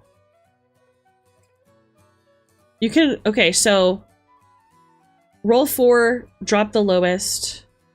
Okay, we're gonna do that. Roll 4, drop the lowest.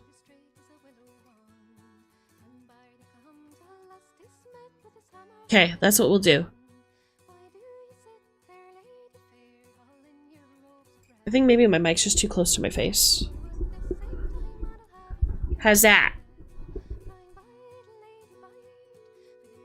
Yeah, S sounds are giving a static shh. S?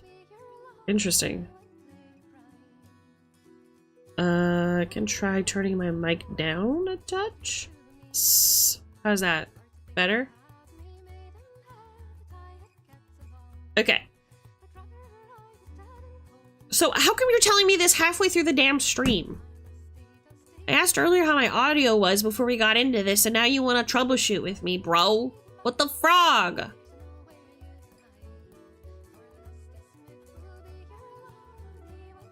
Okay, does it sound like I'm on speakerphone? Does it sound like echoey?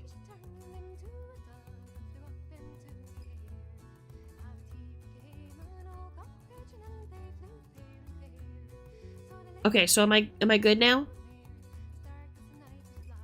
Okay, Pog. I'm gonna assume it's a yes. Okay. Thank you for letting me know.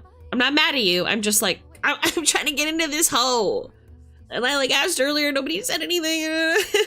Anyway, cool. We're gonna roll 4 and drop the lowest. Okay, so roll dice. Okay, 1, 2, oh, 2, 3, 4. Okay, we drop the 2. So that is 15 is our first score. I'll write that down in chat. Cool. Let's re-roll. 17. Okay. 16, 15, 14. We're gonna drop a 3. Okay. Oh god. We'll drop one of the ones. 10. It's not too bad. It's not too bad. Okay, so 12. So strength, dex, con. Okay. Cool. 11. Numbers going down. Numbers going down. I haven't heard the peaking, Argus. Maybe it's you. That sounds so gaslighty, Lamel. Get him. Okay. No, dog, not the 9. And you know it's gonna be my whiz. You know that's gonna be my damn whiz. Okay, so strength, dex, con, intelligence, wisdom, charisma. So that should be everything.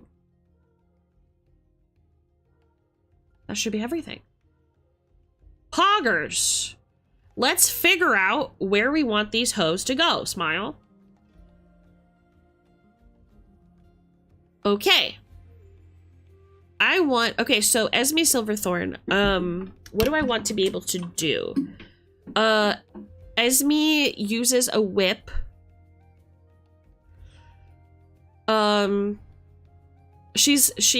My normal, like, 5e character has athletics and acrobatics. So that's...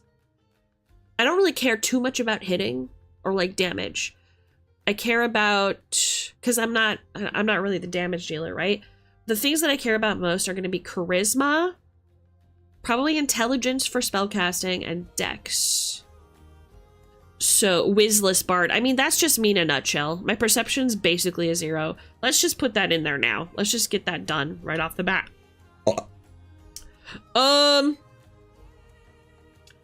And my highest score is 15, so you know we're gonna put that in Ka. Okay. That leaves us with 14, 10, 12, and 11. Okay, so I think my next highest should be my intelligence, because if I'm remembering correctly, I get to get the Bard book out and check! Eee! Okay, I'm gonna get the Bard book. I'm gonna go get the Bard book. I'll be right back. Let's go get it.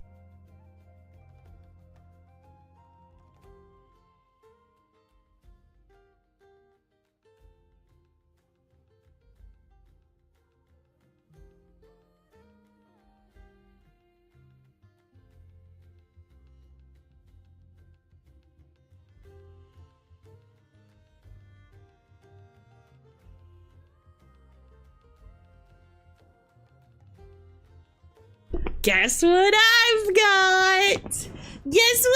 got? Okay, so before I left Arizona, as you guys are aware, I left every single one of my personal belongings behind.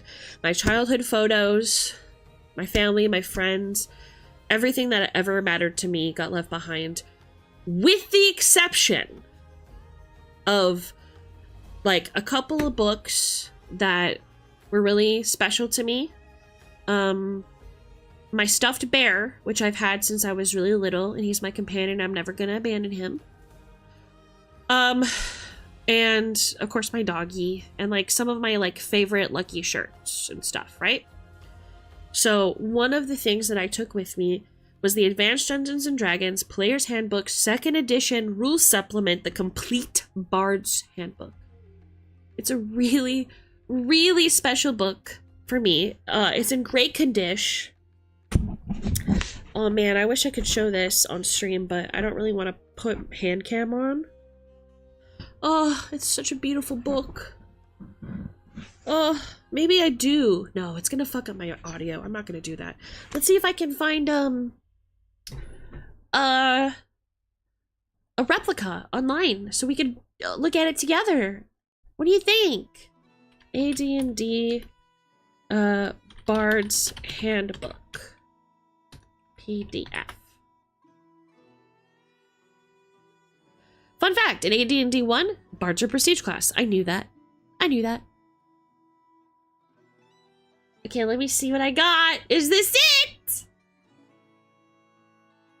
Open. Ooh.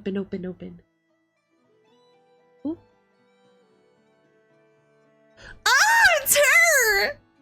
it's her! Oh, it's her. You guys, are you ready? Oh my gosh, I'm so nervous. You guys, it's her. Show. There. Oh, look, isn't she absolutely stunning?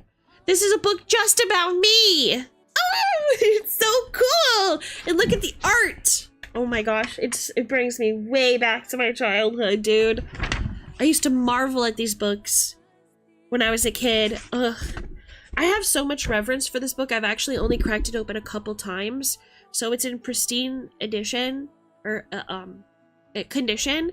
And I actually haven't read it cover to cover before because I was so excited. Okay, so something about me is when I really love something and I covet something so dearly, I find it very hard to like finish it or complete it or like read it because I just get so nervous that it's gonna be over. So I just like think about it a lot. So today's the day, and I just want to point out if any of you were like curious about like some of my references for like my design, I don't think this picture can be any clearer. Look at this woman's pants. Does this look fucking familiar to you? Do her pants look fucking familiar to you? She got them Silverthorn bottom jeans. Oops. Let's zoom in just a touch. Can I? There. Look at it!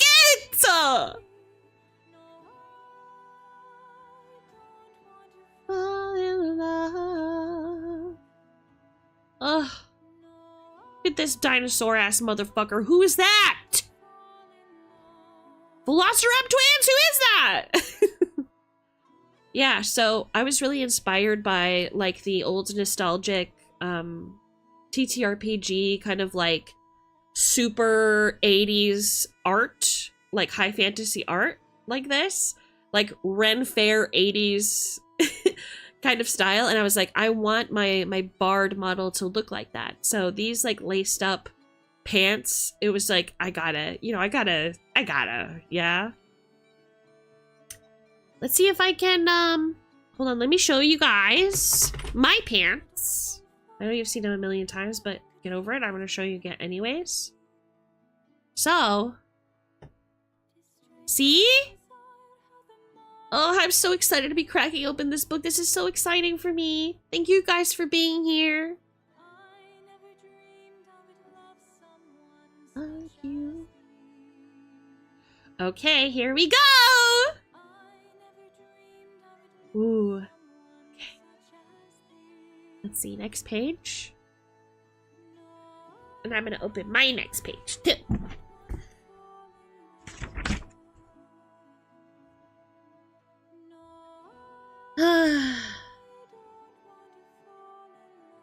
The Complete Bard's Handbook is the 6th book of the PHBR series. If you find this book useful in your gaming, you may want to look into other players' handbook. My gosh, to have a collection would be so poggers, wouldn't it? Okay, hold on. I want to go back a page because I want to read the foreword about bards, so we can really get a feeling for like the origins and stuff. In every era and every region throughout the world, traveling musicians wandered throughout the land. They moved from town to town, making a living, plying their trade as artists of sound and motion. In the AD&D game, adventurers who do this are called bards. Hi, thank you for the head pat, Piranha. Historically, bards were the poet-musicians of the Celtic peoples living in the British Isles. Interesting. Do we know anybody who gave up their whole life to move to the British Isles? That's wild. Bards composed. Oh, it says here Irish, Welsh, and Scots. Oh, curious. That's interesting. Bards composed music, sang songs, and okay, well maybe not those two things. Soon, someday. And entertained their masters. Usually they worked for noblemen and spent their time honoring these noblemen and their families in song and music.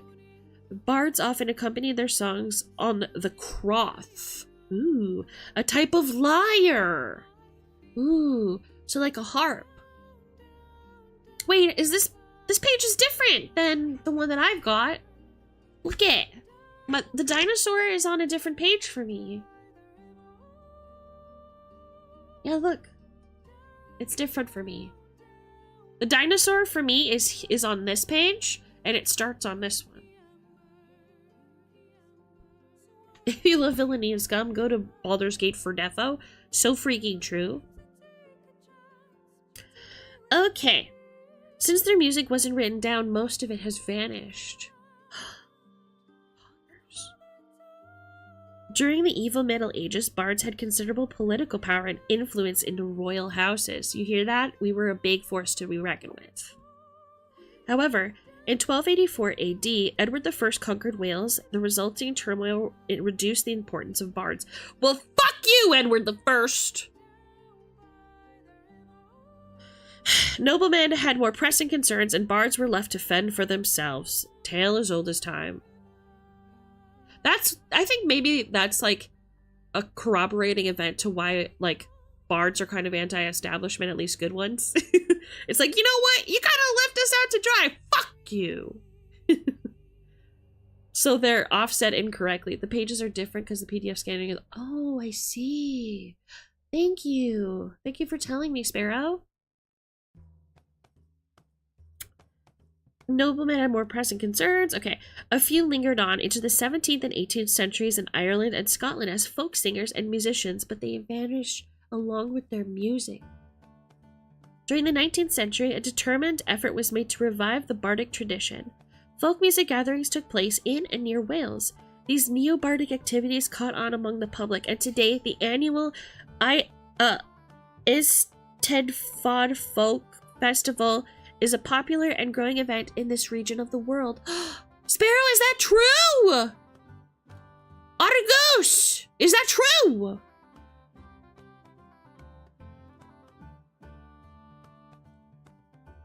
I need to go. I also really want to go to the Shakespearean Theater. There's actually a Globe Theater. I think it's been rebuilt somewhere in London. They have Shakespearean plays. I would love to go someday, but of course it's really expensive. So when I become a more popular VTuber, I'm absolutely gonna go. The what festival? It's called Eisteddfod Folk Festival. I probably mispronounced. Eisteddfod Folk Festival in Wales. As me like, mods? Sources? Mods, where are my preds? Thus, bards have shown a cunning knack to survive through the ages.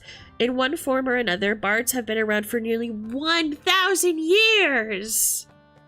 Besides the Eisteddfod Festival... Eisteddfod Festival? Yep, it's a thing! The next one's in August!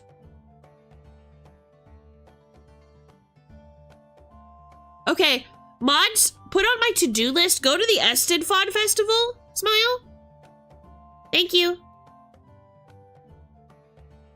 It's kind of crazy to think that this has been a 1,000-year-old tradition, and it's had so many different iterations, hasn't it? Like, there have been people, like, performing on the corners and plying their trade and, you know, making Dungeons & Dragons characters to me right now in this totally new virtual space as a fucking VTuber, getting to continue this 1,000-year-old tradition of spoken word storytelling for you guys. It's crazy to think. I wonder if, like, the bards of the past could have ever imagined that something like this would be possible. I guess I am really special in that way, huh? That's really cool to think about. That I'm kind of, like, continuing a really important tradition in history, in a way. Right? I can't read the website. It's in, what's in Simreg? I mispronounced that, I know, but, like, it's in Kimreg? 2026 was August, the 1st, the 8th. Next year, I think, is July. Wait! Is it over? Fuck! I missed it again, chat. Dang it. Besides the Eisteddfod Festival, the bard has been immortalized in the genre of fantasy. Now you have a chance to continue the bardic tradition. Yeah! I'm gonna continue the bardic tradition! This book covers not only the traditional bard, but expands the class with new unique character kits. All of these kits involve some form of live entertainment, as all bards are entertainers at heart. I agree with that. Next year, for sure. Wouldn't that be crazy to, like, do a live stream at the festival? Oh my gosh. I'm holding my cheeks right now. That gives you plenty of time to save and plan for next year, though. True. That's true, Vane. It's only £25 for ticket. We could go. Poggers. Though it'll probably take a while by train to get there, you think? From where I am in Scotland. Yeah, exactly. What would travel cost? And so I'd probably need to get, like, an Airbnb or something. A lot! Yeah. Travel is going to be the killer since we're traveling to the height of the whole kingdom. Yeah, and I'll have my nut, too. I'm going to do it anyway. Someday I'm going to do it for real. I have to touch the ground that has been, you know, part of a 1,000-year-old tradition. I've got to do it. I fear. It changes every year. That's so exciting. What a great idea. It's a several-day festival too, so it could get expensive. Please be closer next year. I know. You know what would be crazy is if I really buckle down and like really try my hardest, maybe, you know, I'll grow enough to be able to afford it. Wouldn't that be poggers? It's in Powys, Wales. Ooh. Flying to another country and Eurostar maybe? It would be so poggers, wouldn't it? Eventually I'm gonna touch down and go to the festival. It's in my blood, I have to. There's always been something inside me that's told me that I have to do this. I know that I'm a bard at heart. I know that that's who I am. This is who I am. So it's destiny. I moved everything over here. I sacrificed everything to be here. I'm going to the goddamn festival. And I'm going to touch ground that bards have touched for 1,000 years. And I'm going to be possessed with the spirit of an amazing bard who's going to help me reach new heights. Just watch. You guys may be on an overnight train. Fuck.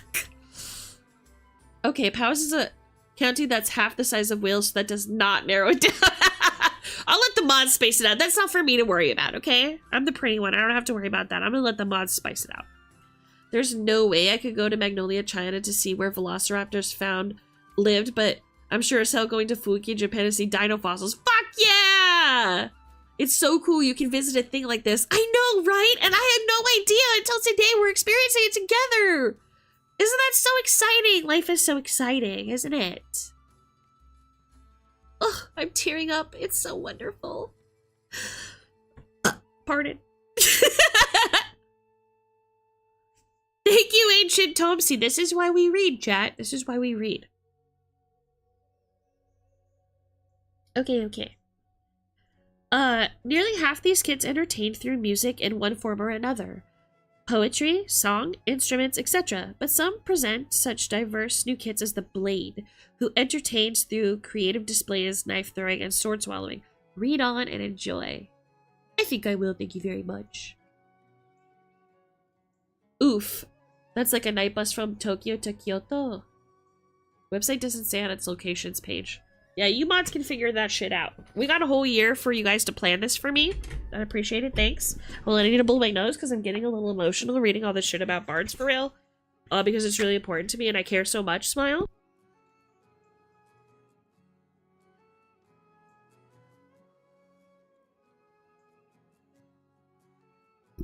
Anyway, next time somebody wants to question how passionate I am about this hobby, I'll just show them this clip. Okay.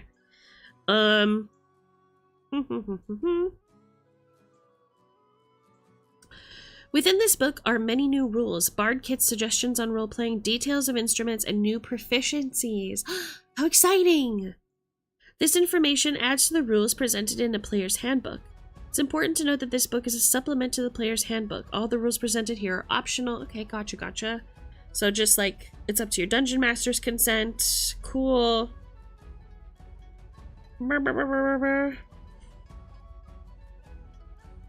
Okay, we're gonna go to the next page, which you guys are already seeing, I think. Okay, here we go. Yeah.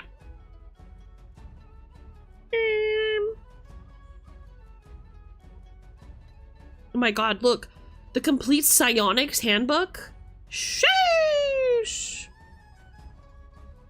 Could have sworn I saw something about 2027 being in Powys, but I could be wrong. I'm just gonna keep reading. This doesn't concern me at all. Okay, so these are all the complete handbooks. Oh, look at these pictures. Look at that picture of a bard with a curly mustache and big earrings and stuff. So cool.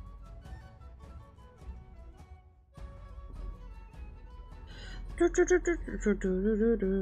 to use the handbook, which I feel like we've already kind of covered, so we're gonna go to the next page, okay? Smile. Okay, what's next?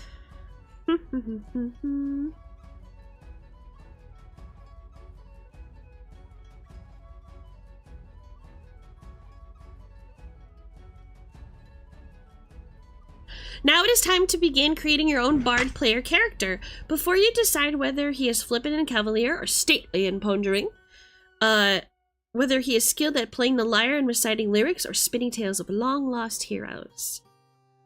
First, you must generate and record his fundamental character statistics.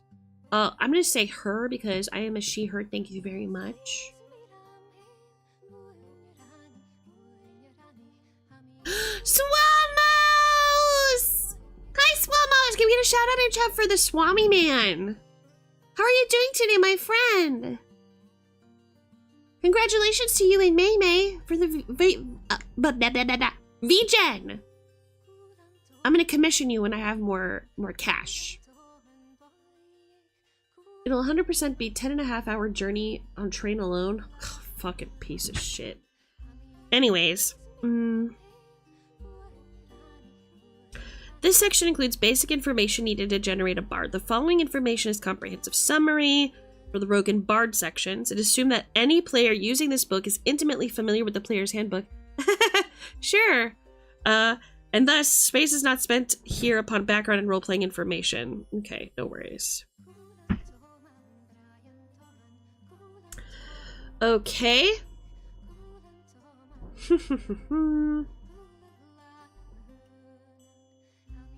Class qualifications. So I need a dex of 12, an intelligence of 13, and a charisma of 15. Whew, boys, we just narrowly made it. Oh my god. Thank god I didn't need wisdom.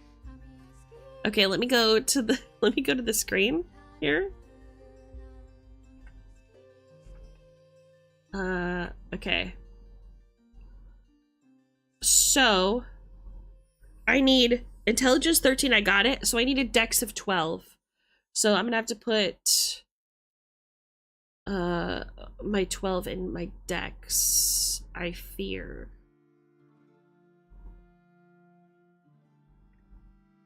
See, aren't you glad we looked at that book, you guys? Okay, so left I have a 10 and an 11. Okay.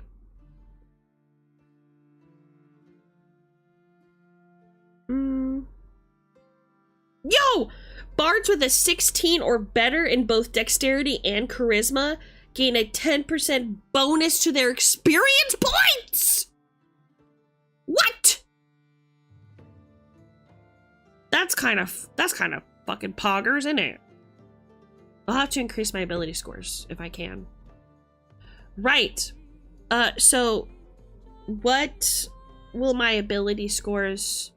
I have a feeling that I'm gonna need strength more than con, because I think in the old days, AD&D, I'm gonna get my rules muddled up, but I think strength was like damage of melee weapons, like most melee weapons, and con was like health and like resistance. So because I'll be like lifting and pulling and stuff, I'm gonna put more in strength than I'm gonna put in con. I feel like that's fair. I feel like that's fair. Okay, poggers. Okay, poggies.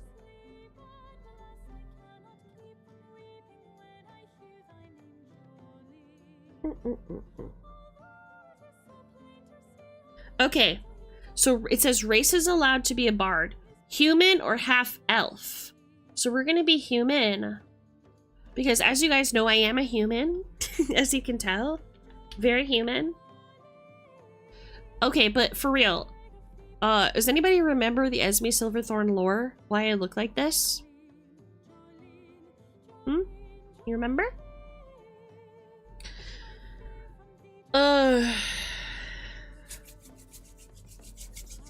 So, wait, that's it? Wild, yeah. Yeah. A spell backfired, yeah. That's right! So I'm a Fate Witch, which is why I wear gloves. So that my Fate magic doesn't work through my hand since I have a birthmark on my hand. And when I tried to use magic for the first time, it backfired and it gave me bunny ears and bunny features, like a tail and libido. So, just bunny features, smile. So, let's talk about alignment for a second. Alignment is something that Ed Greenwood talked about in the Dragons magazine as being a fundamental part of the universe in the Dungeons and Dragons world. Like, it isn't a question of, like, debate of, like, if you're a good person or you're a bad person. Good and evil are actual forces in this world. And the influence of those forces kind of goes back and forth. So alignment I consider to be really important, especially when we're making an AD&D character. And I can't wait to explore what Ed Greenwood said about alignment more with you on Thursday. But needless to say, I agree with what he said. God, I would love to talk to this man. He has such based takes. Are you sure the libido wasn't there already? No, I'm not. No, no, I'm not. No, I am not. Okay? No, I'm not. All right. Alignments allowed. Any neutral. That definitely changed. I'm going to be neutral good. In 3rd and 3.5 edition, it turns out to be any chaotic. Which makes way more sense. But, you know, neutral good, that makes sense. It's as close as I can get. Is that why there's so many CN bards? I think there were so many CN bards because so many people think that they're CN because they don't want to explain their actions as good or evil. They just want to do whatever they want without being judged for it. A lot of players like to consider themselves to be the quote-unquote Joker of this app. So, I find it to be very cringe. Like, man, you know how I feel about, like, just dedicating yourself? Like, just have a little bit of dedication in one way or another, you know? Like, oh, if I'm chaotic neutral, it just means that there's no rhyme or reason to anything I do. I just make whatever decisions I want to. It's like, okay. How exciting. Wow, you really restricted yourself with that, haven't you? Really pushing yourself to the limits of this character, aren't you? Okay. So I will not be getting the extra 10% bonus to my experience points, sadly, because I don't have a 16 or greater in my Dex and Ka. But you know what? So be it. Ooh! Bards can wear any armor providing an armor class 5 chainmail or worse. So I can wear chain or worse. Any forms of armor are simply too constraining, heavy, and awkward for true entertainers to wear. Exactly why I prefer to wear this slutty outfit. It's just so much more comfortable than terrible, awful, painful, restricting armor. You know, it's in my kit. I do fear. Likewise, bards cannot employ shields, as these get in the way of activities such as playing instruments or performing sleight of hand tricks. Carrying a lute around in the dungeon is hard enough without worrying about a large metal shield banging around and getting in the way. I can relate to that. I can understand that, though. It's kind of funny. I think in Baldur's Gate 1, which takes off of AD&D rules, you could hold bucklers. So I'm very interesting that there's a little bit of a discrepancy there. Table 3, armor allowed. Oh, I gotta change my window. I'm so sorry, chat. I apologize. Let me just...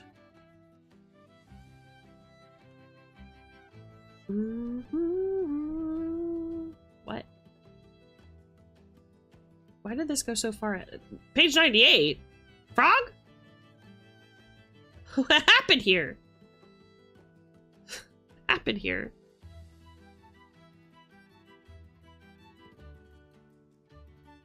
Page 71? What the? Okay, hold on a minute.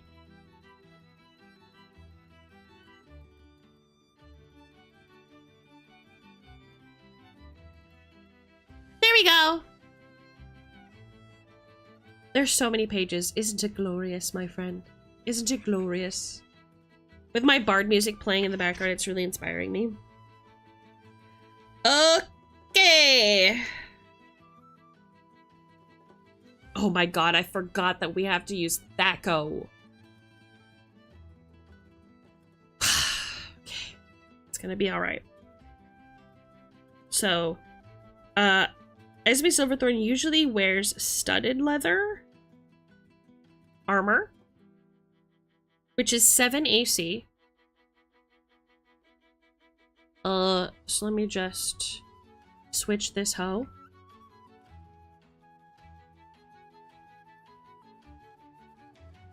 Ba, ba, ba, ba, ba, ba, ba. Equipment carried. Whoa! Big Gremlin TV! Thank you so much for the raid! Welcome, welcome! How are you? Were you playing Dungeons and Dragons too?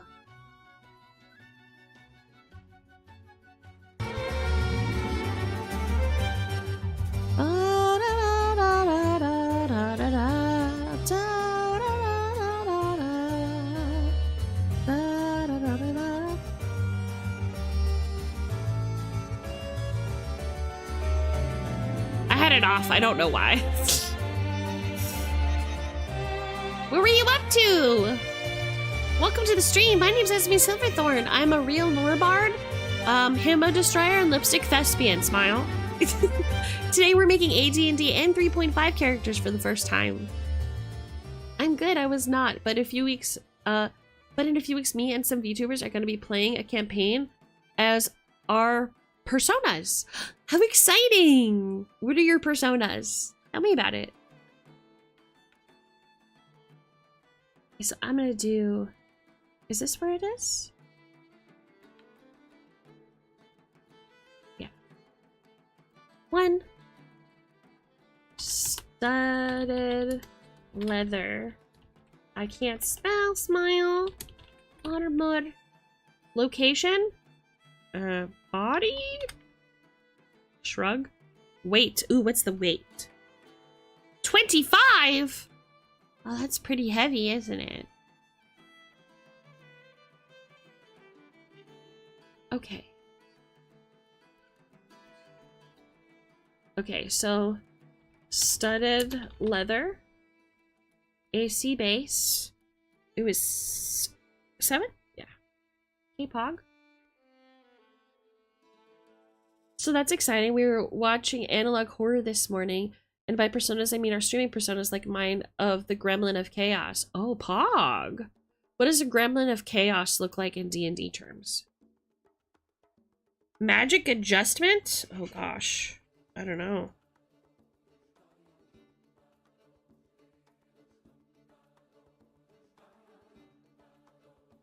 Ooh, we're allowed to use any weapon? That's kind of sick.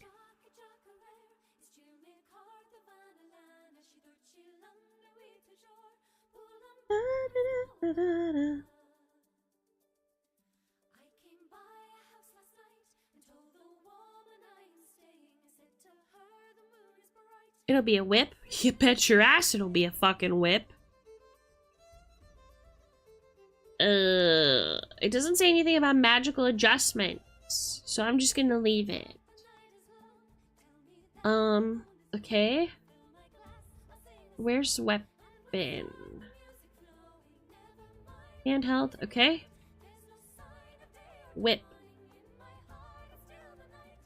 I don't know any of this stuff yet. I'll have to look it up. I also have a throwing dagger called Intula, which is on my hip. And Intula is a throwing dagger that I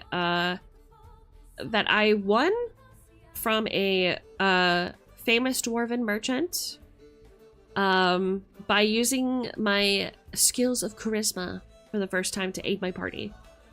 So it is just like a cool throwing dagger. So it will, so I throw it and it'll return to me. Intula is the elvish word for return. It's an elvish throwing dagger, made by dwarves of all things. And later on, as Intula levels up, it also, where it is embedded, it disappears into the ethereal plane and cannot be removed except by the recall word. So I will throw Intula into like a cliff side or like a wall or something, and it'll stay there. And then I whip it, and then I can swing. Like Spider-Man smile. Well, you take the gremlin race that I found. It's really well balanced and seems interesting, and build the character based on personality and visual stuff like my leather clothes, Ming, studded leather armor. For the campaign, we are all weakened, so we don't got the OP streamer lore powers. Gotcha. Well, I hope you have a great time. Kick up your feet and enjoy the show. We're just doing kind of like a cozy character building session for Advanced Dungeons & Dragons at 3.5. I hope you enjoy. Okay. Okay. Let's see.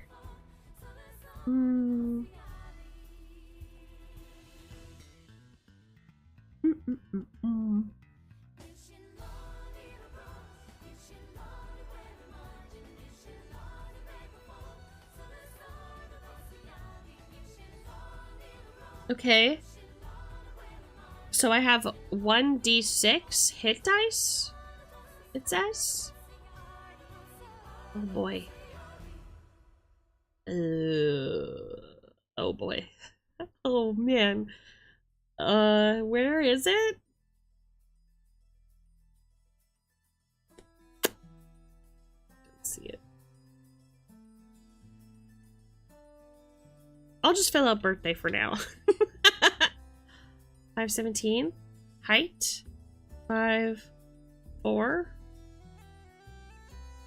5'5", one of the two. Both? Question mark? I don't know. Whatever. True age. What? Okay. I'm just gonna say I'm 28. Weight, I'm gonna go 145. Hair color, coffee and cream. Unnatural aging? Sure. Apparent age? Ooh, apparent age. I remember this from back in the day.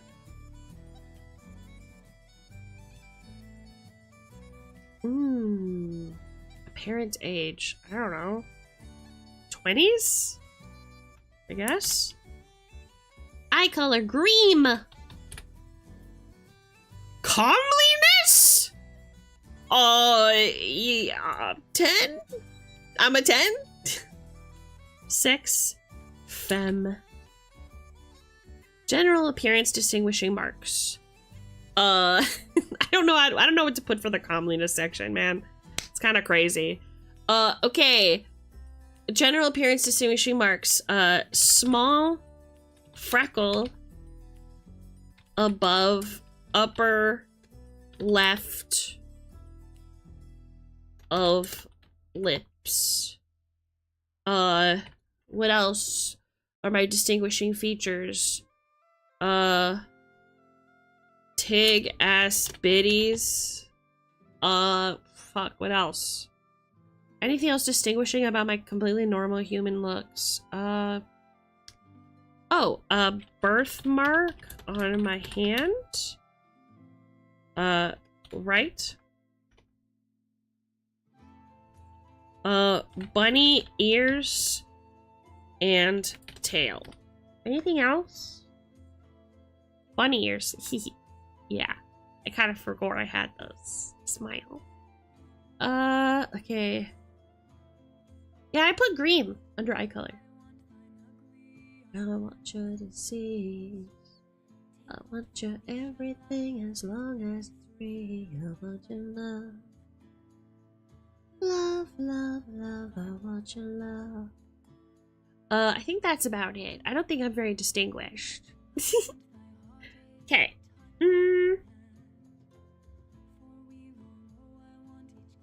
This is like level abilities. Spell progression, which I guess that'll help us. So at level 2, we get our first spell. So we don't actually have any spells yet. Damn.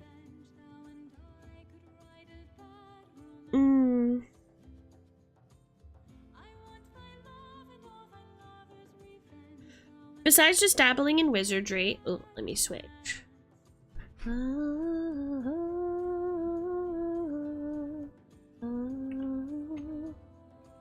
Okay.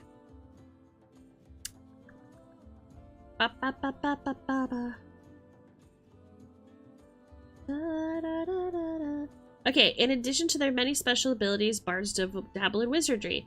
They gain no spells until 2nd level, and they progress through the spell level slower than true wizards. However, they are very adept learners, so their casting level is equal to their experience level.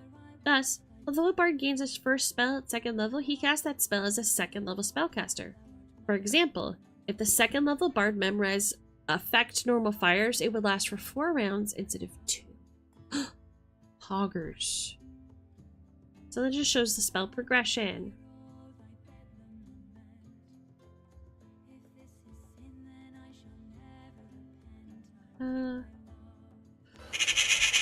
Oh, thank you for checking your mail. Hi, Manty! Are you back from the appointment?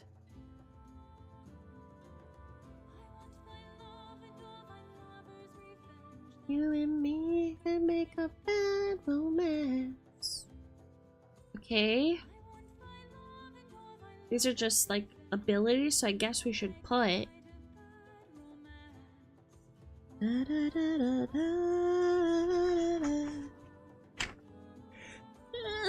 Pug. It was physically painful to lurk muted and not chat. Was it? Oh no. How did it go? Was everything okay? Was your dad okay today?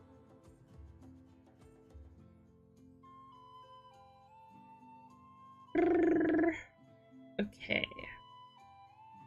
I don't wanna be friends. Okay, it says my FACO is 20. So I should probably put that.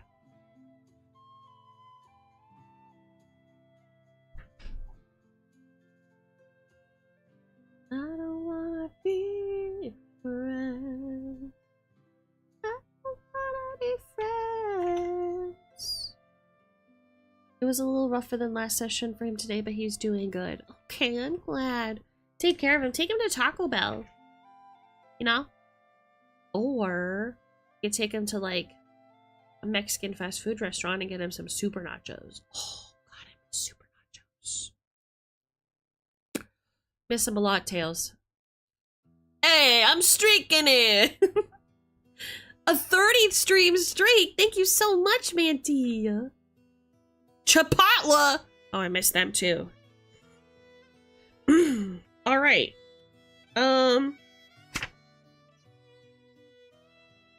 So we don't have to worry about spells yet, it seems.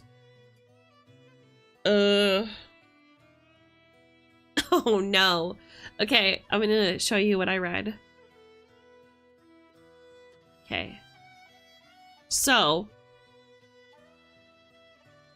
since all bards are dabblers and not devotees of the magical arts, their understanding of written magic is imperfect. There is a 15% chance that they use the work incorrectly. The incorrect use is up to the DM, but they are almost certain to be unpleasant. It is common for a bard's allies to flee in panic when he begins to read such items. Oh no. Okay, so there's a 15% chance that when I use a scroll, it's gonna frog up, which is very funny to me.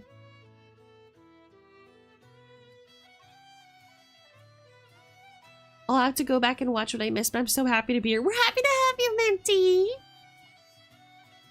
Okay.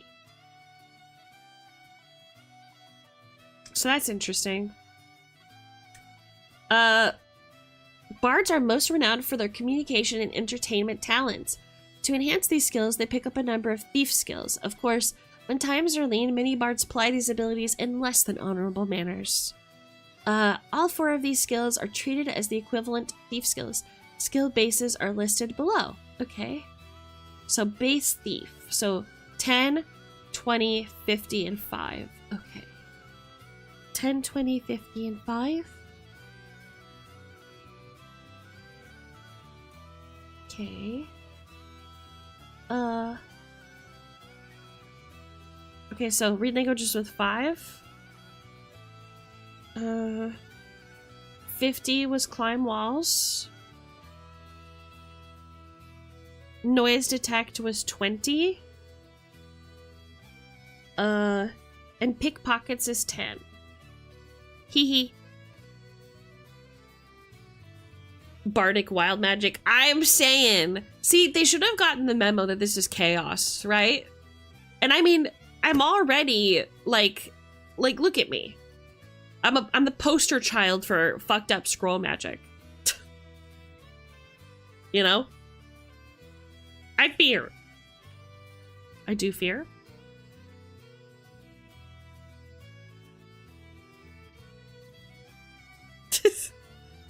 Look at me always. Oh my gosh. Making me blush over here, Monsieur Manticore. 104? Oh man. What should we do when we reach 200? What should we do when we reach 200?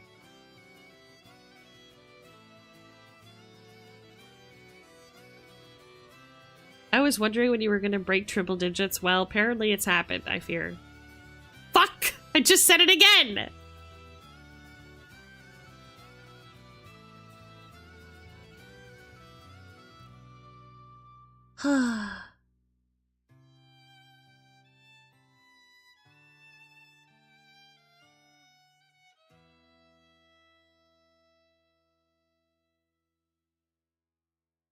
Better think of something for 200 quickly. Okay, well, give me some help.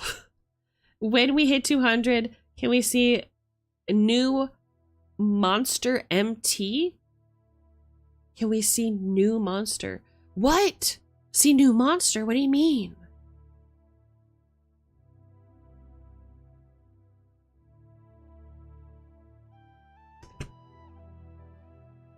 Oh, Monster Mountain! Okay, the goblin pile. I see. So I have cleaned it up recently, so there isn't a lot to see. At the moment. But in 100, I fears, who knows where we'll be. Sure. Okay, so once we hit 100 or 200, I'll show you my goblin pile. Please respond. And I will, I don't know, watch mascot comedy. Because apparently, oh my god, the twins were talking about mascot comedy in chat. It streamed the other day, and they showed a fucking mascot that was like chaos and violence. It made me laugh so hard. God, I don't know why mascots do it for me. Just like seeing a mascot trip and fall, I just can't like contain myself. It's just so funny. I saw those lions dancing earlier, but I was muted. What was all that? Nothing. It's nothing to be concerned about. Nothing to worry about. Smile. Don't worry. Don't worry. Okay? Don't worry about that. How did you get that video of me dancing? That's what I said. I said this is basically what Manti looks like anyways. Okay, so we got our detect noise, etc. We got our little thief skills. So I guess the rest of these are 0, huh?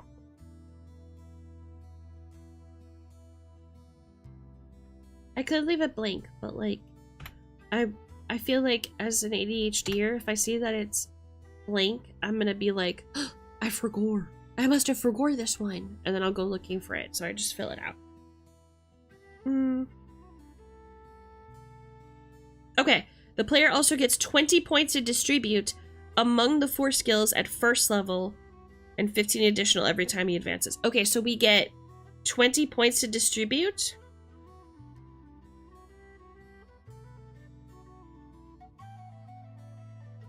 Okay. Hold on. There at table 8, I'm going to show you guys. Table 8 has more scores? Question mark? Look at that. Okay, XP needed. Look. Oh, shit. No. Okay, I guess I'm not doing it right. Okay, see? 16, 25, 53, and 11. It's much different. So...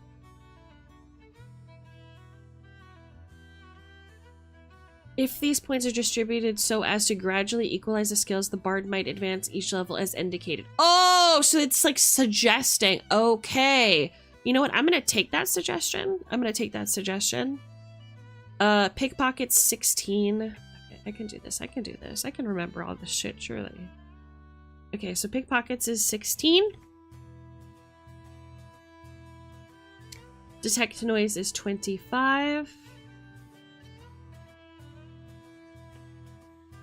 Climb walls is 53. And read languages is 11. Wait, do I get points on top of that? Oh, that is 20. Okay, well. We're just gonna go with it because it's easiest. I love how read language is the dumb skill. I know, right? Sheesh. I mean, to be fair, it is in D&D today, too, when you think about it. How many people put points into comprehending additional languages? Ugh, nobody even gets tongues anymore. Okay. As with all rogues, a bard's thief abilities are adjusted by race, dexterity, and armor. Okay, so I'm a human, which gives me nothing, absolutely nothing. My dexterity is what? 12? Which gives me nothing. Perfect. Okay, great. So far, so good. Smile. Ooh, bard kits. Let's look at bard kits. Smile. Let's look at the bard kits.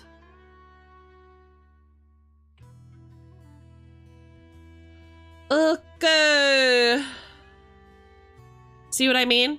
Fat 0 for your girl. Look at all these. Nothing. So look at the kits. Okay.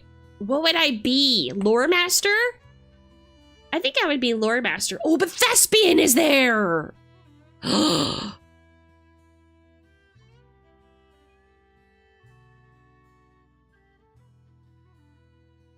Ooh. Ooh.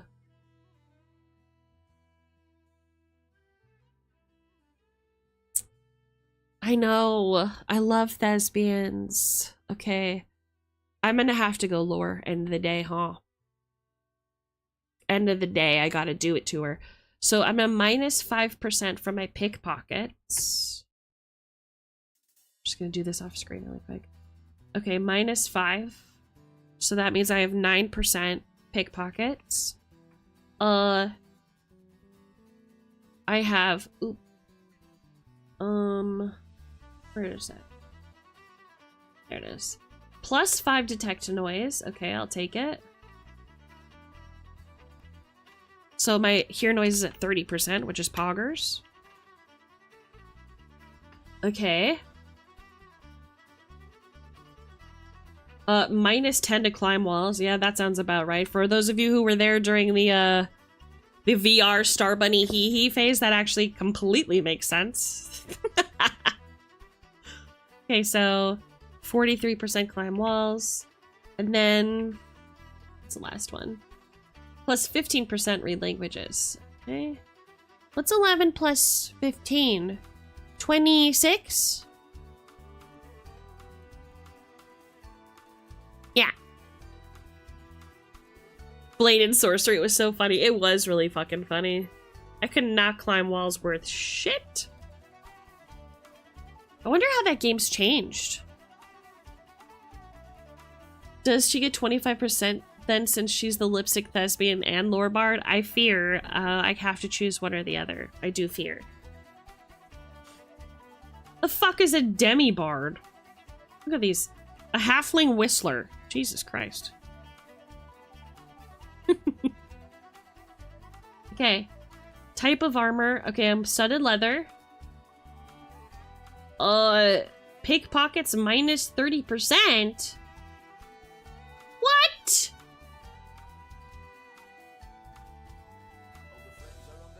You're kidding.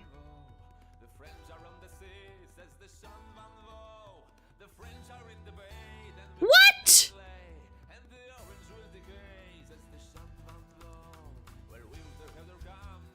It hasn't. It got getting new Asian-inspired culture being added, so we get new gear, but outside of that, it's not changed. When you played, it was already post-final update. Fuck, man. If you get negative in pickpocket, does it mean you have to reverse pickpocket people? Shit, I didn't think about that. Should I just take off my armor? Should I just go naked? There's no way. Kit adjustments? No. For studded leather, bro!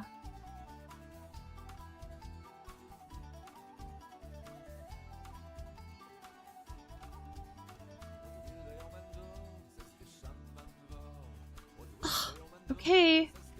Alright, so minus 30. Ring mail does better? How come ring mail, your pickpockets goes up? And climbing walls goes up? Can someone fucking explain that?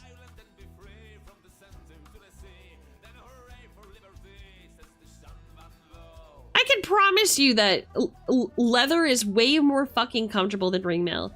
Is this a joke? This doesn't make any sense. I don't agree with this. This doesn't make any sense. Okay, well, minus 30% goes to my pickpockets, so I think I have 0 now. This doesn't make any sense. I'm not gonna do it. I know it's the rules, but I'm not gonna fucking do it. This is dumb. Oh wait, no, it says demi-bards. Oh no, that's a different, okay. I don't know.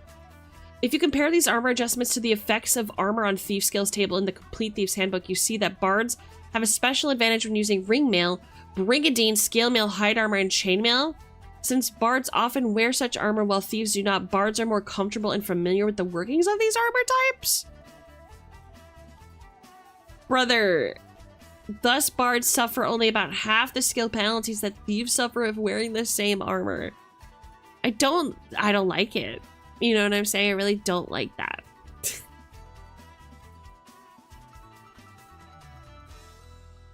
I don't like it.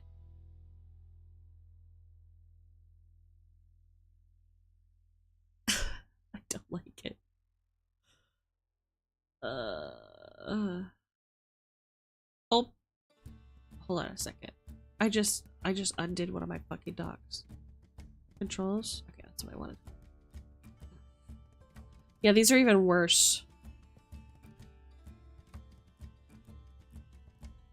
Oh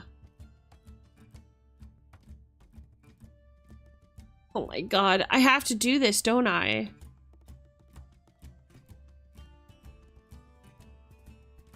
I have to do this, don't I? I don't want to do this! This doesn't make any sense! Because then all my skills are gonna be fucking 0, bro! Genuinely! Momo! Holy shit! What's up, dude? Hey, everybody! My name's Esme Silverthorn! I just met Momo. Thank you so much for coming! My name's Esme Silverthorn. I'm a real-life bard, lore bard, lipstick thespian, and himbo destroyer. I love doing D&D content. Today, I'm making a Advanced Dungeons & Dragons character and reading up on how the books looked back in the day. And if we have time, we're gonna do 3.5. Momo, what were you up to? I'm glad to see you too, baby girl. Thank you so much for participating in the Summer Slam. For those of you who don't know, Momo did me the honor of participating in the Summer Slam this year. And my Summer Slam is all about pitting VTubers and other strange creatures against each other in the fighting ring in this custom fighter fighting game. And Momo dominated with her grappler style. Got pretty far in the competition. How are you recovering, Momo? How you doing?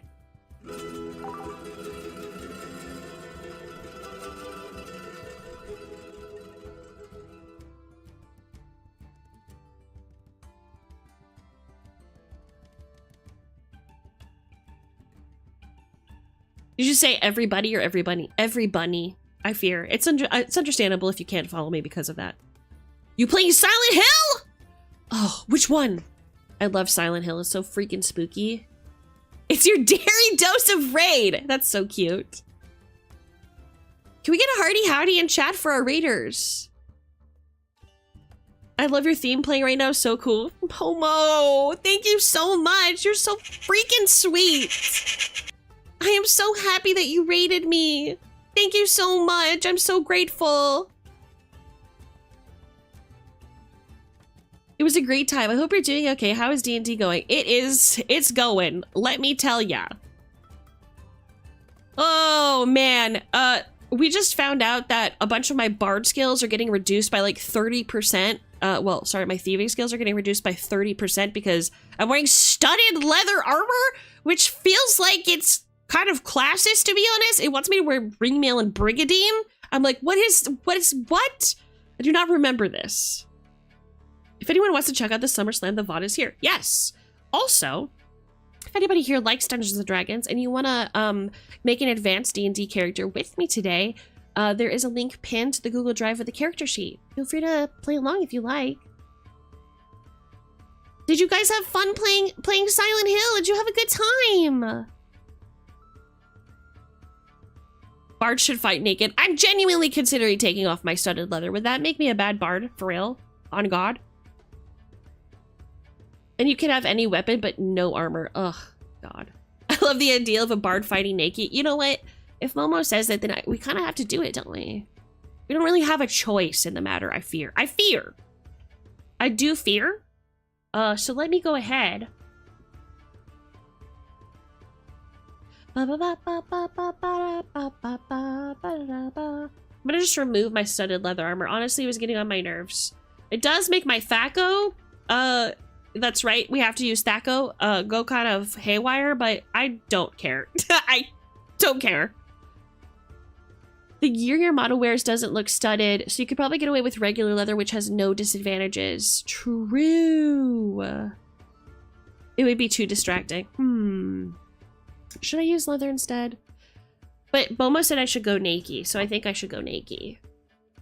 AD&D. Making a bard is hard because you have to like 7 levels in magic user, 7 in fighter, and 4 in thief just to unlock the class. Also, sorry to raid and run. I'm dying of hunger. Go eat, baby! Go eat, baby girl! Thank you so much for stopping by. It's so wonderful to meet everybody. Raiders from Momo, feel free to kick up your heels. Momo yourself, get a big fucking Sammy. You know what I'm saying? Shove an entire Sammy in your mouth, a baguette even. Just chug a big soda and recover. I know from personal experience how tough streaming can be for hours on end. Thank you again so much for raiding me. I'm so happy. I know, it is wonderful to properly meet. Yay! The Velociraptor twins are here too. I'm so grateful to them for introducing us and for making that Vroid model for you so you could participate. It was really, really funny. It was really funny. I had such a good time. I've also been watching wrestling matches nonstop, and let me tell you, when the wrestlers start talking like about it's like late 90s, like 97 onward, and they'd start doing like their storylines and stuff. Can I just say, can we agree, chat? It does kind of a little bit feel, thank you so much for the follow, Uncle Pewdie. It does very much feel like watching boomers fight on Facebook a little bit. Listen to who? Listen to La Knight? LA Knight? Okay. Okay. Sure. I've been watching. So my favorite wrestler is The Undertaker, obviously. If you watch the SummerSlam, you know. But I love The Undertaker, but I didn't know anything about him because I'm a wrestling like new head. Like I'm just getting introduced to the hobby. Shout out to my mod Mini Manticore for introducing it to me. But man, watching like so from the beginning, watching The Undertaker, like his storyline go from I'm just like a fucking weird ass Frankenstein dead guy or whatever to like having beef with Stone Cold Steve Austin, calling him a motherfucker, and like, oh man. Okay, I'm gonna show you what I'm talking about. I'm really quick gonna shift gears, because Momo reminded me. I want you guys to really listen to the dialogue that we're experiencing and just like imagine it's like your two whack ass uncles complaining on Facebook about each other, and just like really take it in because it makes so much sense when you think about it. And you can kind of tell that maybe potentially the wrestlers may have, I don't know, written their own scripts. It just feels that way to me personally. So I'm gonna show you guys. I'm gonna show you what I'm talking about. It's actually how I got into wrestling, was the old style seeing Randy Savage promos. Oh my God. I love Randy Savage. And you know what? The Ultimate Warrior, even though he's kind of a cock IRL probably, like seeing him in the ring is kind of a mystifying thing, isn't it? Macho Man Randy Savage. Moa, did you know he has an album? I'm keeping you around. I'm so sorry. So you're saying Martin Lewis got you your favorite wrestler to visit as a gift? I think that he got him for me as a way of eliminating all of us, but he didn't realize that the chicken was going to be so OP. Then I saw LA Knight and I was like, he is so close to Savage in so many ways. Oh my gosh. Okay, so I have to show you this clip so that you can go eat. I have to show you. Just listen to the way that these wrestlers fucking talk to each other, and I'm like, you know what? These MFs, I'm pretty sure. Okay, I'll have to pause my music. Okay. Here we go. Where is it? Okay. Chapter 5, Kane's Arrival, 97 and 98. I'm gonna put that on. Oh man. Okay, watch.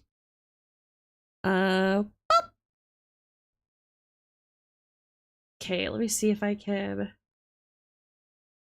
Oh yeah, the infamous cage match I watched. Sparrow introduced me to the infamous cage match between Mankind and Undertaker. Holy fuck! That's DNA, baby. You don't get any stronger proof than that. Okay, I think this is. Can you imagine how the Undertaker? I have not seen the Undertaker all day. Can you imagine how that cage match was so good? To feel when he hears this information. Oh. Well, he's about to hear it. Proof positive. Kane is the son. Come on. Oh my God, Undertaker and Kane. Now. I want to hear them yap. The Undertaker. Stop kicking him. Kane and Okay, I think he's gonna get the mic and he's gonna talk about it. The Undertaker is no doubt have to prepare on a short notice for a real war with Stone Cold Steve Austin. Oh yeah. They're both so edgy in a way that was so cool as a team. I agree. Removed after this match. Yes, you're great. Ugh, look at this man. The Undertaker. Well, he looks to be all business here as he, at 7 feet tall. He won't look him in the eyes. And he's not in a good mood, so don't think he's your pal there, Mr. McMahon. Just stay away from him. How could he be in a good mood? Let him do whatever he's going to do to Stone Cold Steve Austin. Let him do whatever he's going to do. Wait a minute. This is for the fans. Hey, what? What's he doing, JR? Hey! Ow! With a giant hand right around the neck of this. Oh no! Choke slam! Choke slam! Choke slam, baby. Choke slam by the Undertaker. He was taken out and he was driven. Knowing the Undertaker was a softy himbo behind the scenes make this even better. I know, right? JR, let's go help him. Yeah! That's my man right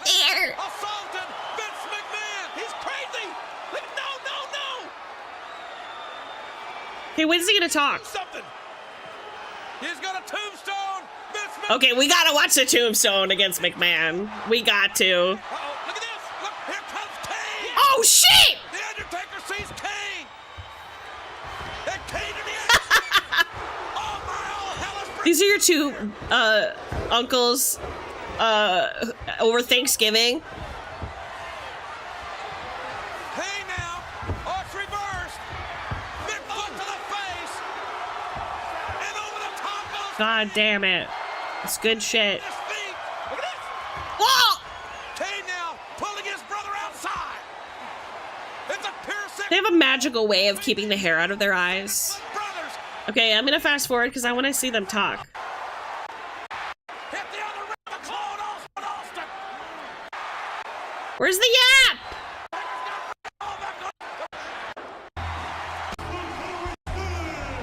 Helps him.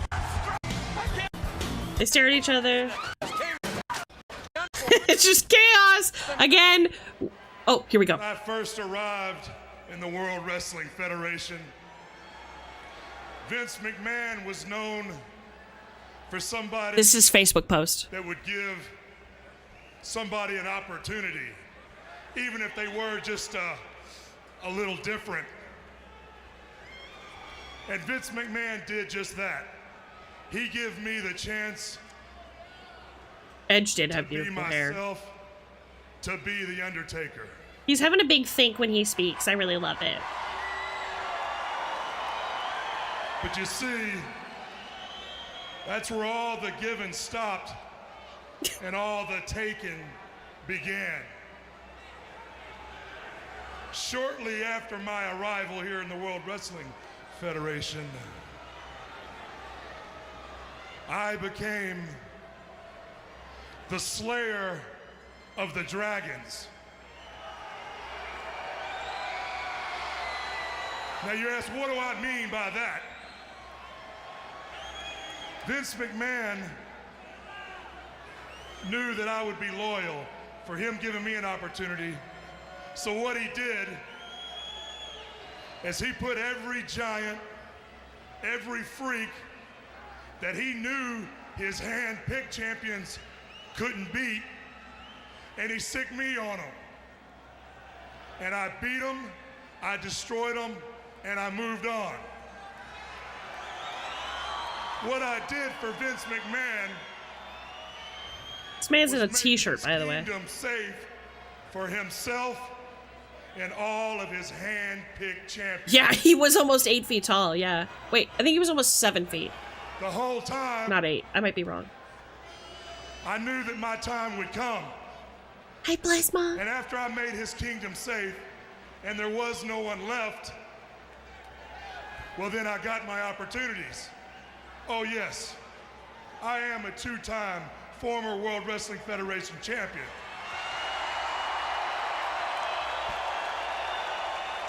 And you can't teach that. But as you all know, my tenure as champion, they didn't last very long. Why? Because Vince McMahon didn't want someone like The Undertaker representing the World Wrestling Federation.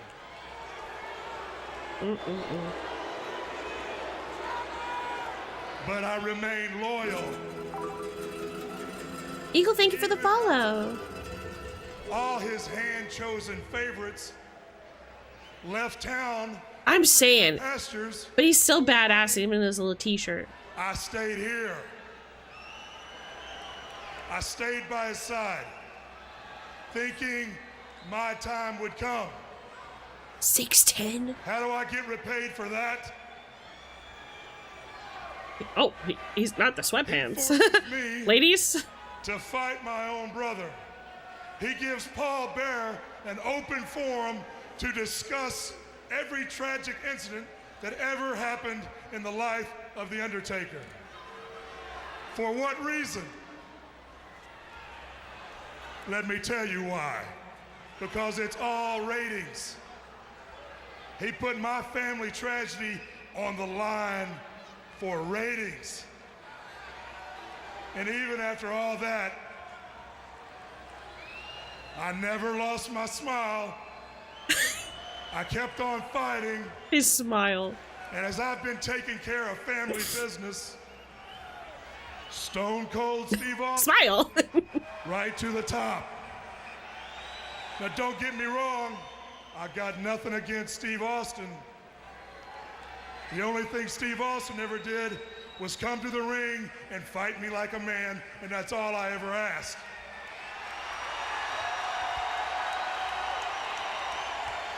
But you see, Vince, after years of mistreatment, and after the last 8 months of you throwing my family up in We my do face, love Stone Cold. I've had enough. The rattlesnake. Now it's time The Undertaker got what is rightfully his. Shot at the title. I demand my shot at the World Wrestling Federation title. Thank you for the sub for Momo. Thank you, Jazzy. Thank you so much. Okay. So, I guess, like, it was a very heartfelt thing, and it felt, like, weirdly personal, right? But, like, I keep hearing it and, like, going, this could absolutely be this guy's Facebook post calling out a family member. No punctuation, poorly capitalized words, you know? It's right there, you know? I kept my smile, and it's followed by like 3 non-emoji emoticons. Do you know what I'm saying? Def sounds like what I'm saying. He does another one against Stone Cold about like facing him like a man. It's really funny.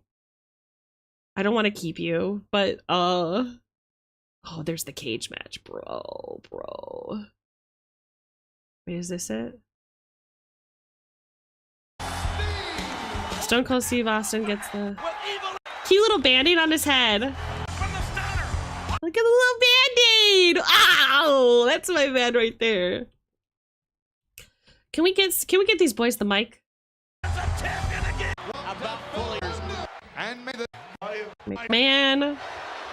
Maybe it was further along.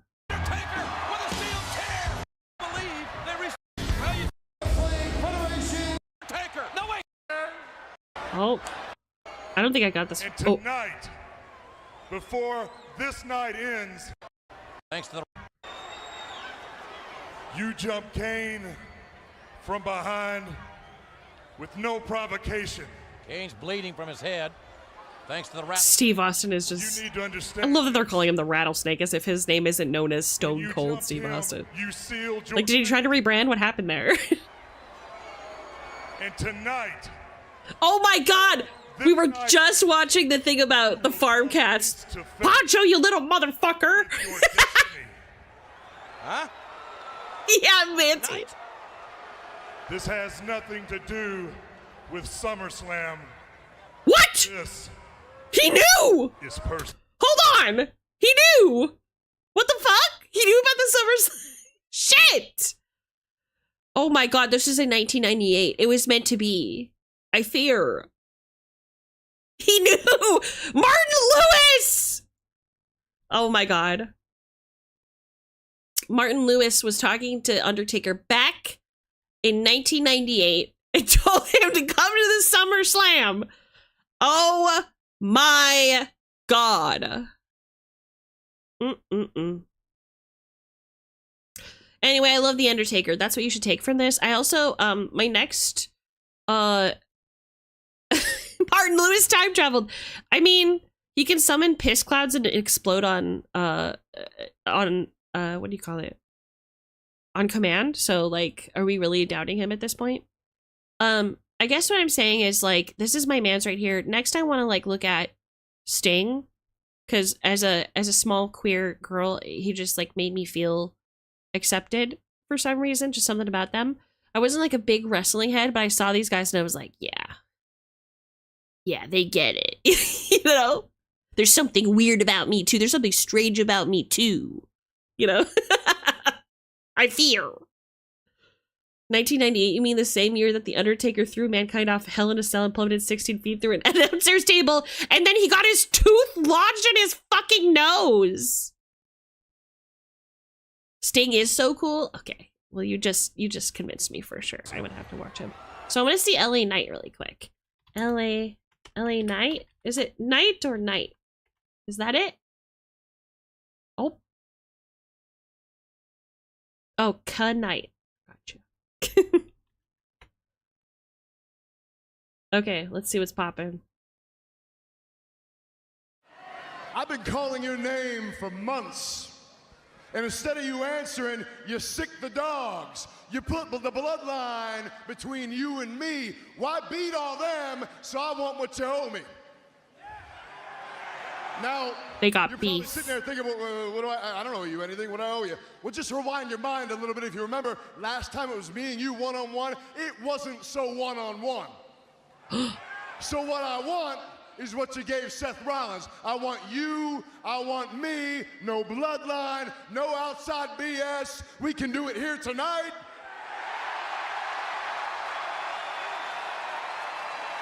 Which one's LA Knight?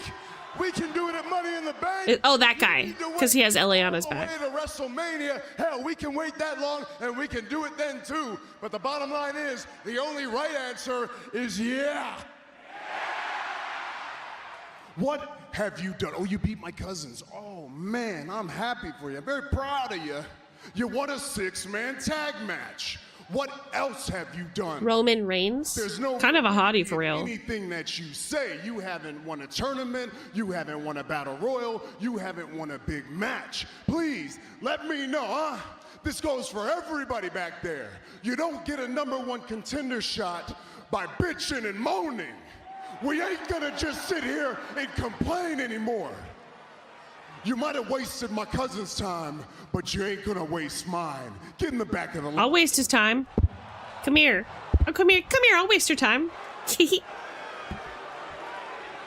Fuck you, Roman. Just not yet. I got one more thing.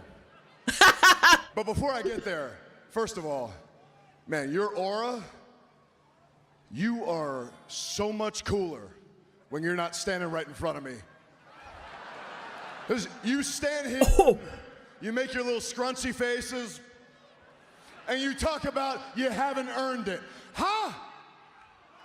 I've earned it time and again, and it took you and 38 people to beat me. Damn. Coincidence that you and Seth were in a group called The Shield, because all you've done is use the numbers, the sneak attacks, to shield you against guys like me. Because that guy's got bone structure. Can we agree at least? Uniform. Sierra, uniform. Charlie, Kilo, you suck. You're a fraud, and you're the biggest vomit in the business. Whoa! Because you hold that championship, but don't get lost in the sauce, brother. Oh, shit! You're not on my level, pal. I'm lightning in a bottle. I'm everything you wished you could be, but you couldn't. So I tell you what, when you figure out where to buy a pair, if you can't grow one, you come back and let me know, and I'll smack you back to factory settings. Because I know, you know, the whole universe knows the uncrowned champion of this world. Smack you back to factory settings is aura. Yeah. LA Knight! God, I'm so glad wrestling is real. God, what amazing stories that have been told. Fantastic. We love it. We love to see it. Oh, no, what do you mean? This is just like real life. You know what I'm saying? Like they really do have beef IRL. Don't say mix of both. Don't say that stuff. Don't say that stuff. Sorry, Manty's not a real fan, so.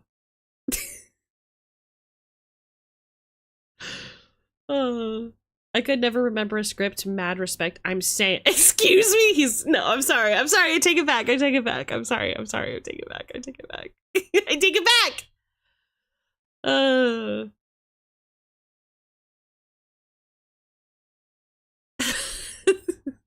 want you to know the only reason I'm taking it back is because Momo also said it was scripted. I'm not actually afraid of you or whatever. Or whatever. Script this. Is this scripted? Oh my god. You guys, okay. Momo, if you're still here by some miracle. Okay. Season 1 of the fucking, oh my god, season 1 where just after the Undertaker debuts, Rick the Snake Roberts, I think his name is, pulls out a live goddamn cobra on stage and chases, I think, the rebel guy around with a live fucking cobra. It's real. I'm showing you. I'm showing you. It's real. I did not think it was a real cobra. And then and then I see it moving and I see it looks like a regular snake and then its hood flares up. Apparently he did it multiple times because I'm seeing Randy Savage getting mauled by a goddamn cobra. What the fuck is going on? Okay, we're doing this.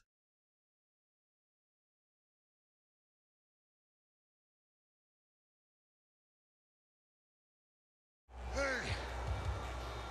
yeah, you with the orange hat up there. Oh no. All right, Randy Savage.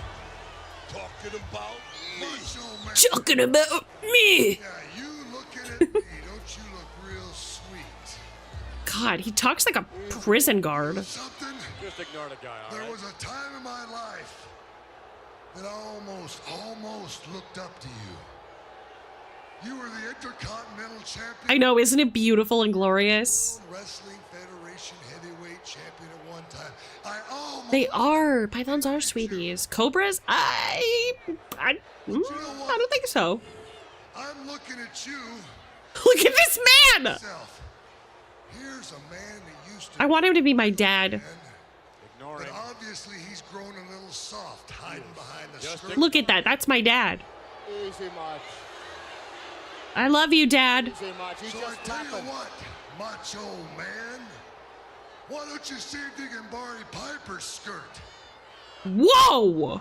Now you take it easy, Roddy Piper, too. Oh. Standing up. Oh. He's standing up. March on. Well, isn't that something? Boy, you look real good in pink, too, I might tell you that. Yeah, let them make you stop. Don't let them right, let you okay. go. Just a closer look. Come on, Mike. You're just gonna get a closer look. Just gonna have a little peek, a little schlook. Reinstated. There are two things, ladies and gentlemen, stopping him from coming in here. One is common sense, and the other is fear. Reinstate Macho Man. Wait, what happened? Why did he need to be reinstated? You are nothing but a gutless yellow They're holding him back? with no sense in the world to step your feet right in here. Now here I am. I'm standing right here waiting on you. No! Come on. No, Come don't do on. it! Macho! Come on, my little man. Come Don't do on. it! Get in the ring, Macho Man! I'm sorry. Keep it together. You're only this Run, close. Macho! Oh, no. Oh! He's close. Wait a minute. Jake Roberts with a clothesline. No! Savage. Not the crop top and the rainbow G-string. Ram Let him up! Rams in face first to the pole. And again. Savage now. Thrown into the ring. Give it to him, Macho! All over Come on, Dad! Tying him up in the ropes. Jake Roberts. Come on, Randy. Come on, Randy. Get out of there. What's he doing? Oh, is he kicking him? Randy Savage holding Some of these old, like, little, like, maneuvers, I'm like, what is he supposed to be doing here? this Wednesday night. Yeah, kick him in the ass! He may have blown his opportunity. Jake the Snake Roberts enticing Randy Savage. Oh, fuck. This isn't even the match I was talking about. This is the second time he pulled out a fucking live cobra. Macho! Oh no. That's a cobra. Jake the Snake It's real! I fear! Roberts with the King Cobra. Macho! Gee! That's the creepiest looking snake I've ever seen in my life. He's got it Bro, I don't like this. away from it. That snake is put. Wait a minute, the snake is ready. Oh, the snake is biting it. The snake is biting it. I'm out of here.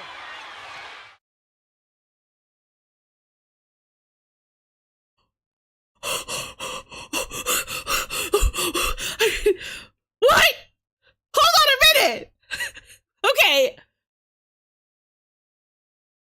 Okay.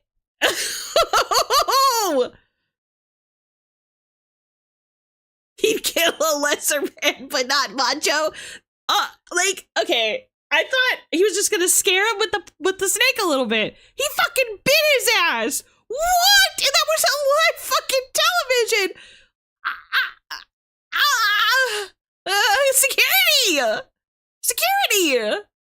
What the heck? Get this fucking guy, dude.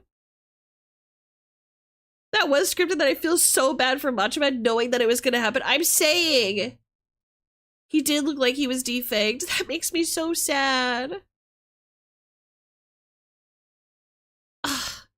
And by the way, that was the second time, like I said, that he did this. There was another time where he just like straight up went on stage with the Undertaker and was like chasing everybody around with a fucking snake.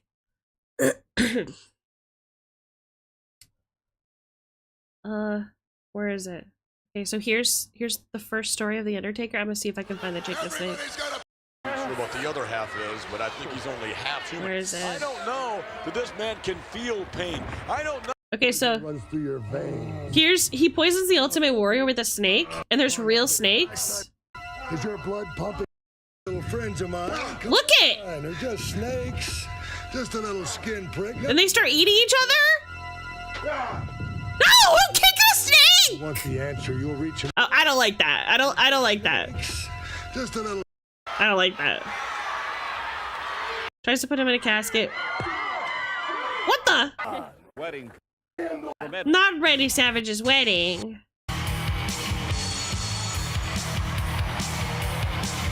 So snakes. It was this match. And look at Justice. He's anxious. Those are two big men looking eye to eye. Yes, believe. Look at this. To the Undertaker. How's he been up? Oh! Here comes the snake. Coming back. That's not El Diablo. That's that snake. His fucking red karate outfit, you fucking asshole. You son of a bitch. You stupid idiot. Just choking him down. It is goddamn dirty socks. Just You choking. son of a bitch. I can't take this. Stay here. Stay here, Macho. Trip Justice gasping for breath. I love this version of The Undertaker because he has like a Moves to Sid Justice. like box tie, red mullet, curly on top, gray ass gloves. Love it. And now the Undertaker continuing to choke Sid Justice down. Drink the Snake Roberts with a ploy. What is this? They're bringing the casket out. This is Are there any holes in that suitcase? I don't know. what the casket. It's obvious they didn't really care about animals' rights. Very upsetting. But I you know what I'm hoping is that the snake wasn't actually in there for very long. The casket ready for Sid Justice. After the DDT, nobody gets up. After being choked down by Jake the Snake After being choked down by a man in red pajamas. Justice, it's gonna be history here now. Put him in there. With money. It's not money. Here we go. Love on. And oh no, what's gonna Kick Justice, kick. what is gonna I was like, that's not a real snake. It looks rubber. And then it starts moving like that, and I'm like, that's a cobra. Okay. Okay. what's that? Look what you're doing to me, Tony. Oh my, that's a king cobra. Look at the size of that reptile. Wait a minute. Yes, that's what we need. More chaos, please. And then 6 more dudes show up. Undertaker over to Hurry! releasing. Duggan trying to release. Get out of The cobra almost bites the Undertaker's glove in one of the shots, if you look. Side with Hacksaw Jim Duggan. He wants to go back in there, but he'd be foolish to do that. That's a king cobra. Look, he fucking hit the Undertaker Devastating reptile. with his body.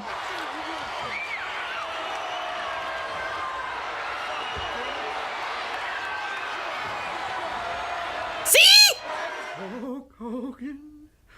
Oh yes. Okay. All right. Take it easy, Paul. All right. Anyway, Momo showing up made me think of all those things that I wanted to say about wrestling, but didn't have anyone to talk about it at the moment. So thank you for allowing me to use you as an outlet for all of my feelings about all of this. I've been watching Undertaker start to finish, and let me say, like, the first, like, few years of The Undertaker are the best. I would say, like, the more recent Undertaker, when he starts getting a storyline and, like, Kane gets introduced, are the ones that I actually enjoy the least. Sparrow's a big, like, Kane lover. Ow! Thank you for checking your mail. It has its charms, yeah? It has its charms. I just really like box dye red mullet Undertaker. I'm sorry. Look at this man's debut. Look at that. Holy! Show us the... Oh! God damn! God damn! You know what I'm saying? Love the box dye. Summer Auburn. Summer Auburn mist. Type ass. Woo! Anyway. God, that was so much fun. Wow.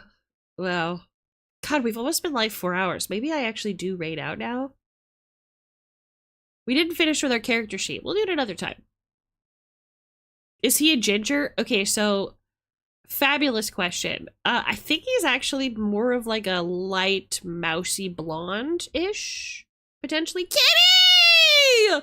I was literally talking about how I think I might be raiding out. Smile. Thank you for coming. But I think I mean obviously he box dyes it. Do you know what I'm saying? Like look at the material. You know what I'm saying? Oof. But I love this man. I love this man a lot. I think he is a natural ginger. Look at his beard. Yeah, I mean, he has a red beard, but when you see him nowadays with, like, his hair, it doesn't look red, really. Like, it doesn't really look that red. So I don't know if it's just a facial hair situation or what. Paul Bearer at one time in his career does define him as a quote-unquote redheaded kid that he knew. So maybe, but it's hard to say. It's hard to say.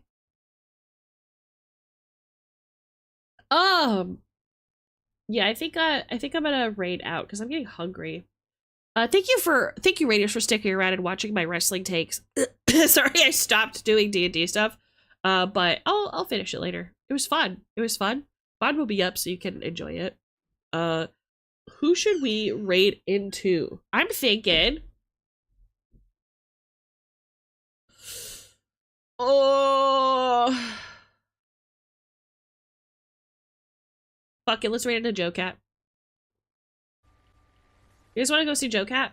He's playing Final Fantasy 14. Sounds good. Please copy the raid message. Smile. I'll have 25 ears, please. Yeah, Please copy the raid message. The next time that you see me will be Thursday. We'll be talking about and looking at the old Dungeons and Dragons magazines from like the 70s, called Dragon 54 or something like that. And doing research on mostly Lilith, to be honest, and the Dark Elves, because I'm obsessed. Smile. Please enjoy your time at Joe Cat. Everybody knows him. Everybody loves him. Excellent creator. Love you, and I mean it so deeply. And I will see you on Thursday. honestly, that wouldn't be so Bye.